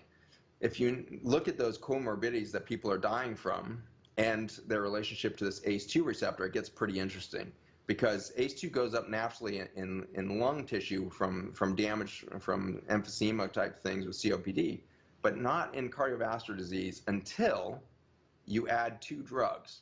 And so when you add a statin drug, suddenly the whole system upregulates ACE2 receptors. When you add an ACE inhibitor, which is our leading #1 recommendation from all medical societies, if you have diabetes, heart disease, or chronic kidney disease, the first drug you're supposed to be on, and you can get sued for malpractice if you don't have a patient on one of these drugs, is an ACE inhibitor. If they don't tolerate an ACE inhibitor, the most common side effect of ACE inhibitors is cough, because you've upregulated the ACE2 in their lungs, and now they're reacting to their environment abnormally. So if they develop an ACE inhibitor cough, which means you've changed the balance of their reactivity to their environment, then you need to put them on an ARB, which is an angiotensin receptor blocker, which again upregulates ACE2 receptors. And so ACE inhibitors and ARBs are now seen to be a major risk factor for death from COVID. Why? Because it upregulates the ACE2 receptor. And so the United States is the most medicalized system. So yes, we have high chronic disease rates, and in response to those chronic diseases, we put on medications that we know are putting you at risk of dying from coronavirus. So if we had a true public health organization that was really concerned about the next few months of death from a coronavirus that just got discovered over in Wuhan province, the very first thing we should have done is announce, doctors, you need to transition all your patients who are on ACE inhibitors over to a calcium channel blocker or some other form of blood pressure control, or hey, maybe put them on a healthy diet. But regardless, take them off the ACE inhibitor. If we had done that, we would have saved thousands of lives. Take them off the statin. There's the absolute risk of dying from a heart attack by taking somebody off a statin is near zero for a 3-month, 6-month period. And so take them off of their statin, put them on a healthy plant-based diet so their cholesterol doesn't go up, and then take them off their ACE inhibitor. If we had done that, we would have completely changed the death toll in the United States. We knew that these drugs increase ACE2, and we knew, based on SARS, MERS, and the common cold corona, that it binds the ACE2 receptor. If we had done that, we would have saved thousands of lives all over the country, not to mention all over the world. And then we should have stopped influenza vaccination, because an extraordinary study came out in 2017 showing that if we vaccinate for flu, your risk of getting coronavirus the following year goes up. and this is not just corona, but 6 other common respiratory viruses, their risk goes up. And this is commonly seen. This is a well-described scientific phenomenon that if you get exposed to the real influenza, you develop what's called kind of this transverse immunity, where you get immunity to bugs that aren't even represented in influenza. You get this immune system intelligence, and you will now become resistant to other bugs. If you don't get flu and you're exposed to an abnormal protein within that flu virus, and so you have to mount a weird antibody to that, so you can't get your normal herd type or kind of immune system response to the environment, then you get increased risk of this. So what we should have done is, if we really believed that this thing was 10 times more deadly than flu, actually they said at the beginning it was 100 times more deadly than flu. Right. If they really believed that, then in December they should have frozen all influenza vaccines. Said no more influenza vaccines, come off your ACE inhibitor and your ARB and your statin drug. Don't get influenza vaccine. We're going to cruise through this season because we have a new strain. We didn't do any of those things. We know that science. NIH knows that science. CDC knows that science. We did not make public health moves to protect the community from coronavirus. Why? I think we kind of knew. Well, I knew right away, just because I have a calculator. Anybody with a calculator, as soon as the first cruise ship stopped in Oakland, we knew everything we needed to know about this virus. That nobody died on that ship. For 14 days, they were quarantined on that ship. It has a 5-day infectious period. You will develop symptoms in 5 days if you're going to develop symptoms at all. And so we should have seen high amounts of blue people and liver failure and all of that on that ship, because it was the worst population you could possibly isolate, because they had an average age over 70 on that ship, and there were children running around. So you've got children, which are the best microbiome swappers outside of dogs. Dogs are definitely our best, but kids are this awesome gift that they're so good at microbial communication. And so you got kids running around the ship. You've got old people. They're sequestered, and they didn't sequester. They didn't quarantine those patients away from each other in those initial couple of weeks. And so it should have been massive death toll on that ship, and yet nobody was even critically. I think 1 or 2 people came off critically ill. The rest of the 3,700 people weren't even. There was only 100 or so that were showing symptoms at the end of the 14 days. A few people weeks later died, and we said they died of coronavirus. Coronavirus was definitely in their experience. It was present. May have contributed in some way, unmasking toxicity of their statin drugs and their ACE inhibitors and their flu vaccine that they got. But ultimately, we knew that the death toll on that ship was low enough that if we extrapolate over the United States, we would see somewhere around a death toll of 0.1%, maybe 0.3% at worst. And we know that flu can, in 2017 was causing a 7% mortality rate. So we knew at the beginning that this was not going to be some massively fatal thing unless we managed it wrong, and we did. Instead of learning from the past, we treated this like this was a vicious virus, and every death that happened got blamed on corona instead of our mindset. Our mindset of physicians that this is respiratory failure and I need to put this patient on a respiratory, that mindset was killing people. We weren't responding to the real things below our fingertips, because as physicians, frankly, we have been brainwashed away from using our eyes, our nose, our fingers, and our sensory system to look at a patient. We don't believe anything until it comes through a serologic laboratory study or an MRI machine. If we don't do those two things, we have not been given permission to have any trust in our own intuition, our own massive capacity for quantum computation and intelligent decision making. That's been taken away from us, and we're threatened with lawsuits if you don't have the MRI and serologic data to back up your plan. We can't move. We are paralyzed as a medical system, paralyzed by the fear of doing the wrong thing, doing something outside of the current paradigm. And so for that, we are losing our patients. And so next winter, all of the physicians answering, knowing what you know, what are you going to do next fall? Are you going to vaccinate your patient? Because we know there's probably one more season where we'll see COVID in the environment. It takes 2 years for these coronaviruses to leave. By the way, know that this will be gone. Again, I said it earlier in the show, but it's very important, America, world. This virus will be gone by next summer. And when they come out with a vaccine next year, they're going to say that the vaccine eliminated the virus. That is physiologically impossible. That is scientifically impossible. And it has never happened with the previous coronaviruses that have circulated. So let us not be this easily duped, okay? Right. Another show, we can talk about whether I believe in vaccines or not. I think that there is an intelligent way we could go about understanding vaccines in the future.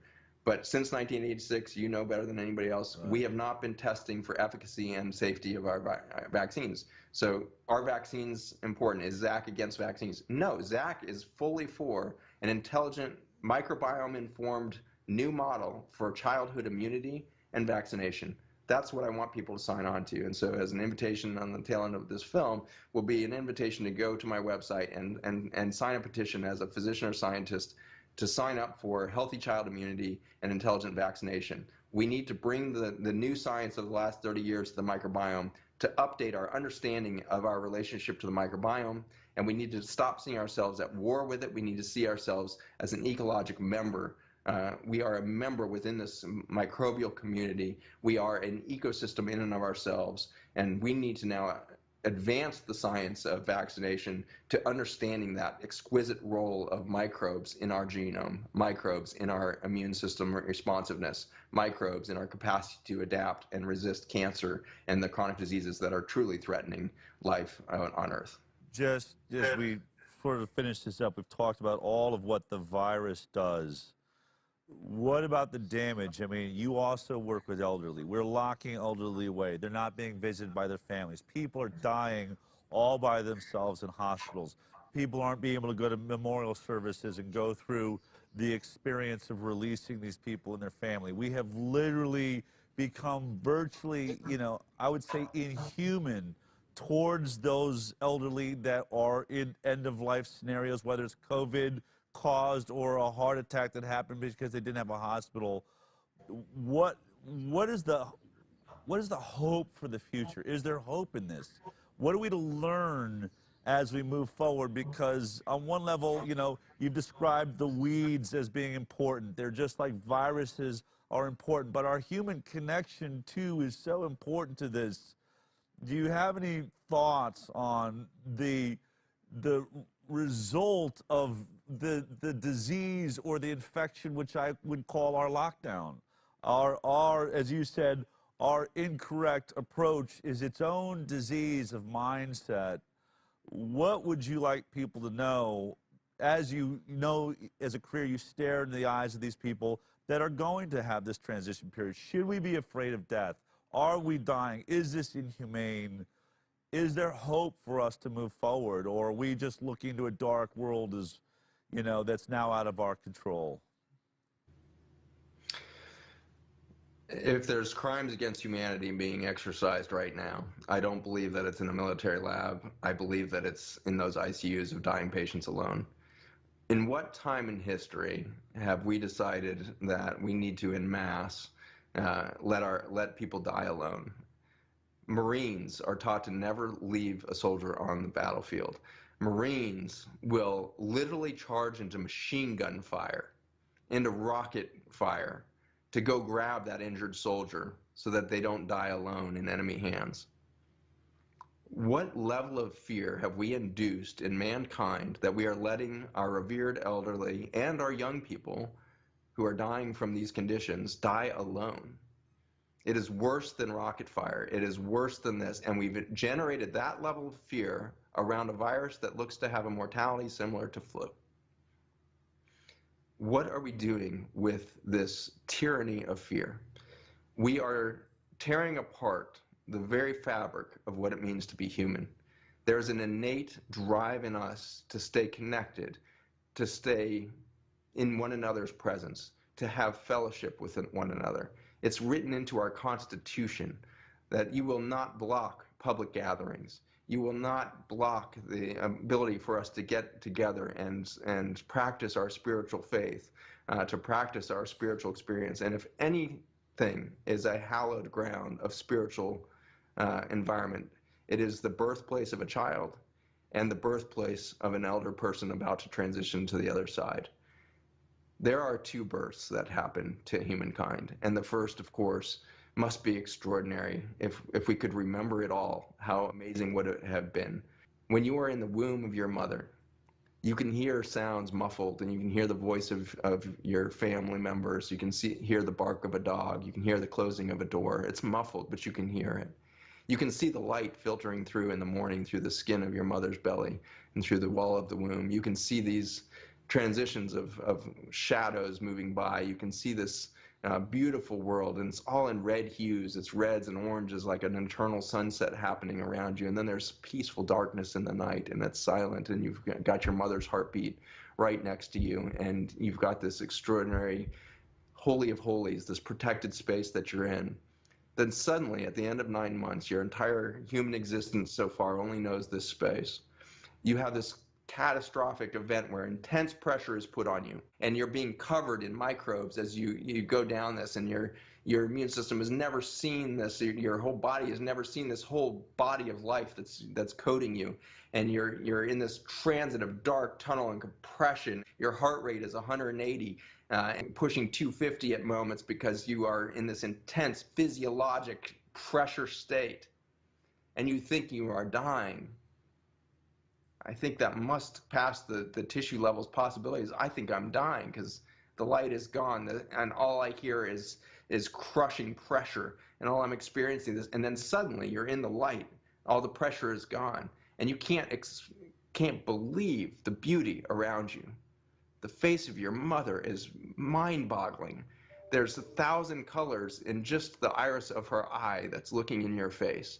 And you're staring at that for a second, and then there's this like halo of light and color from this explosion of filaments out of your mother's head that we call hair, and it's creating these rainbows of color. And so all you can do is stare above your mother's hair and look at that for a while. And then suddenly there's this extraordinary, scene as it unfolds of greens and blues and your first sunset. You can't believe how beautiful the world is. And then we go through a forgetting of the magic that we are alive right now. And we forget that we are in an exquisite miracle of beauty every day. And we are dumbed down to an existence of drywall box with no microbiome diversity into an off-gassing plastic car that off-gasses cyanide and micro toxins into the environment. And we show up in an office building in carpeted cubicles that off-gas carcinogens all day long, and then we go to a grocery store and pick up a bunch of food that was treated with carcinogens before it was harvested, and then we go home and we sit around blue light devices that reset our and screw up our circadian rhythms, and we get depressed and we get disconnected. And then we go through this extraordinary event, and suddenly there's darkness in an ICU, and your eyesight is failing, and you're starting to see things through the glass darkly again, and you see shadows, and you see this, and there's an intense sense of pressure as your body starts to collapse in on itself. You can't breathe, your heart rate's failing, everything's starting to go, and then you go into this dark tunnel. You can hear voices perhaps, and you have this overwhelming sense of biology is being crushed into oblivion right now. And then you come out the other side, and it's more beautiful and more bright than you could have ever imagined. And then suddenly that doctor resuscitates you and pulls you back into the body. And you tell that doctor, it's so much prettier on the other side. I'm ready to go. I'm ready to rebirth. I just found out that I'm fully accepted on the other side. I'm a beautiful creature of light energy, and I am excited to be there. The danger that we have right now is not a virus. The danger that we have right now is that we have sterilized ourselves from death.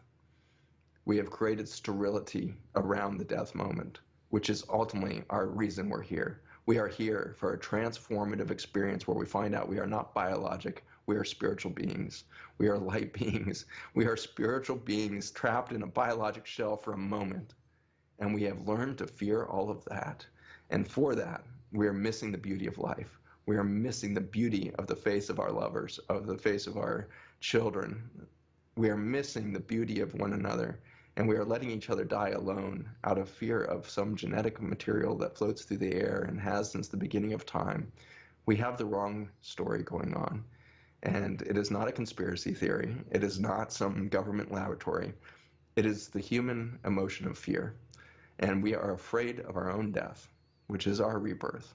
We need to reorient ourselves to life. We need to put into line not just our medical system. We need to put into line our manufacturing and consumer goods industries. We need to put into line our energy and transportation industries in line with biology. It has shown us how to produce energy cleanly. It has shown us how energy is produced at the cellular level. We could do that.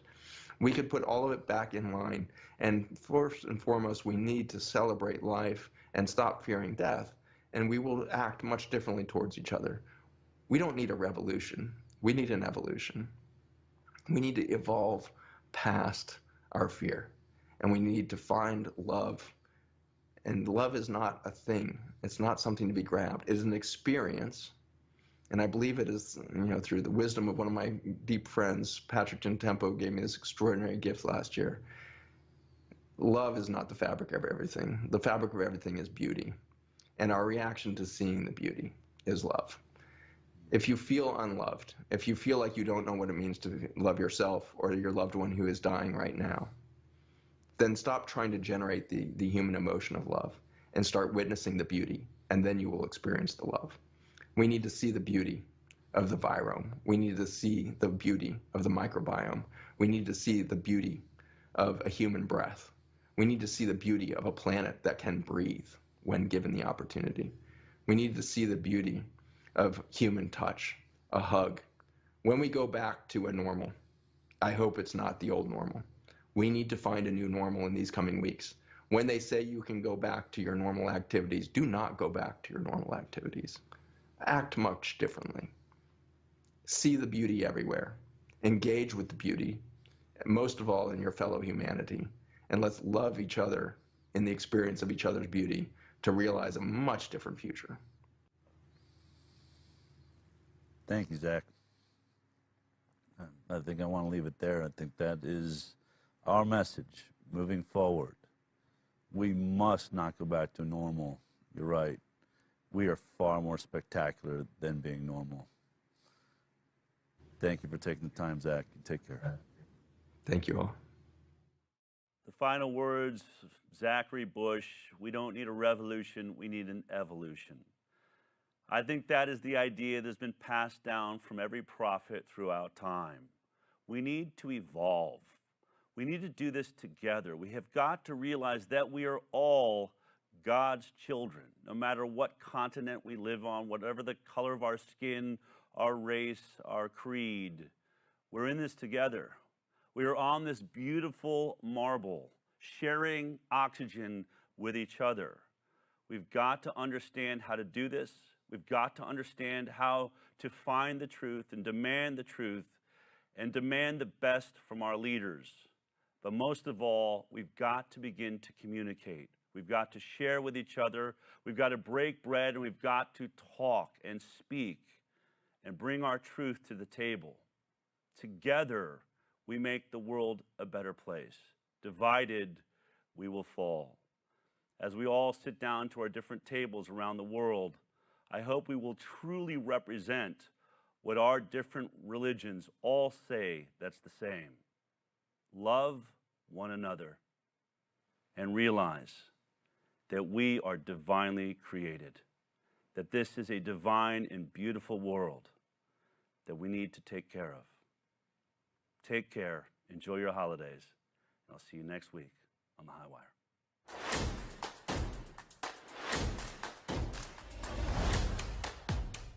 Thanks for watching, and thanks to the High Wire Insiders who make this show possible.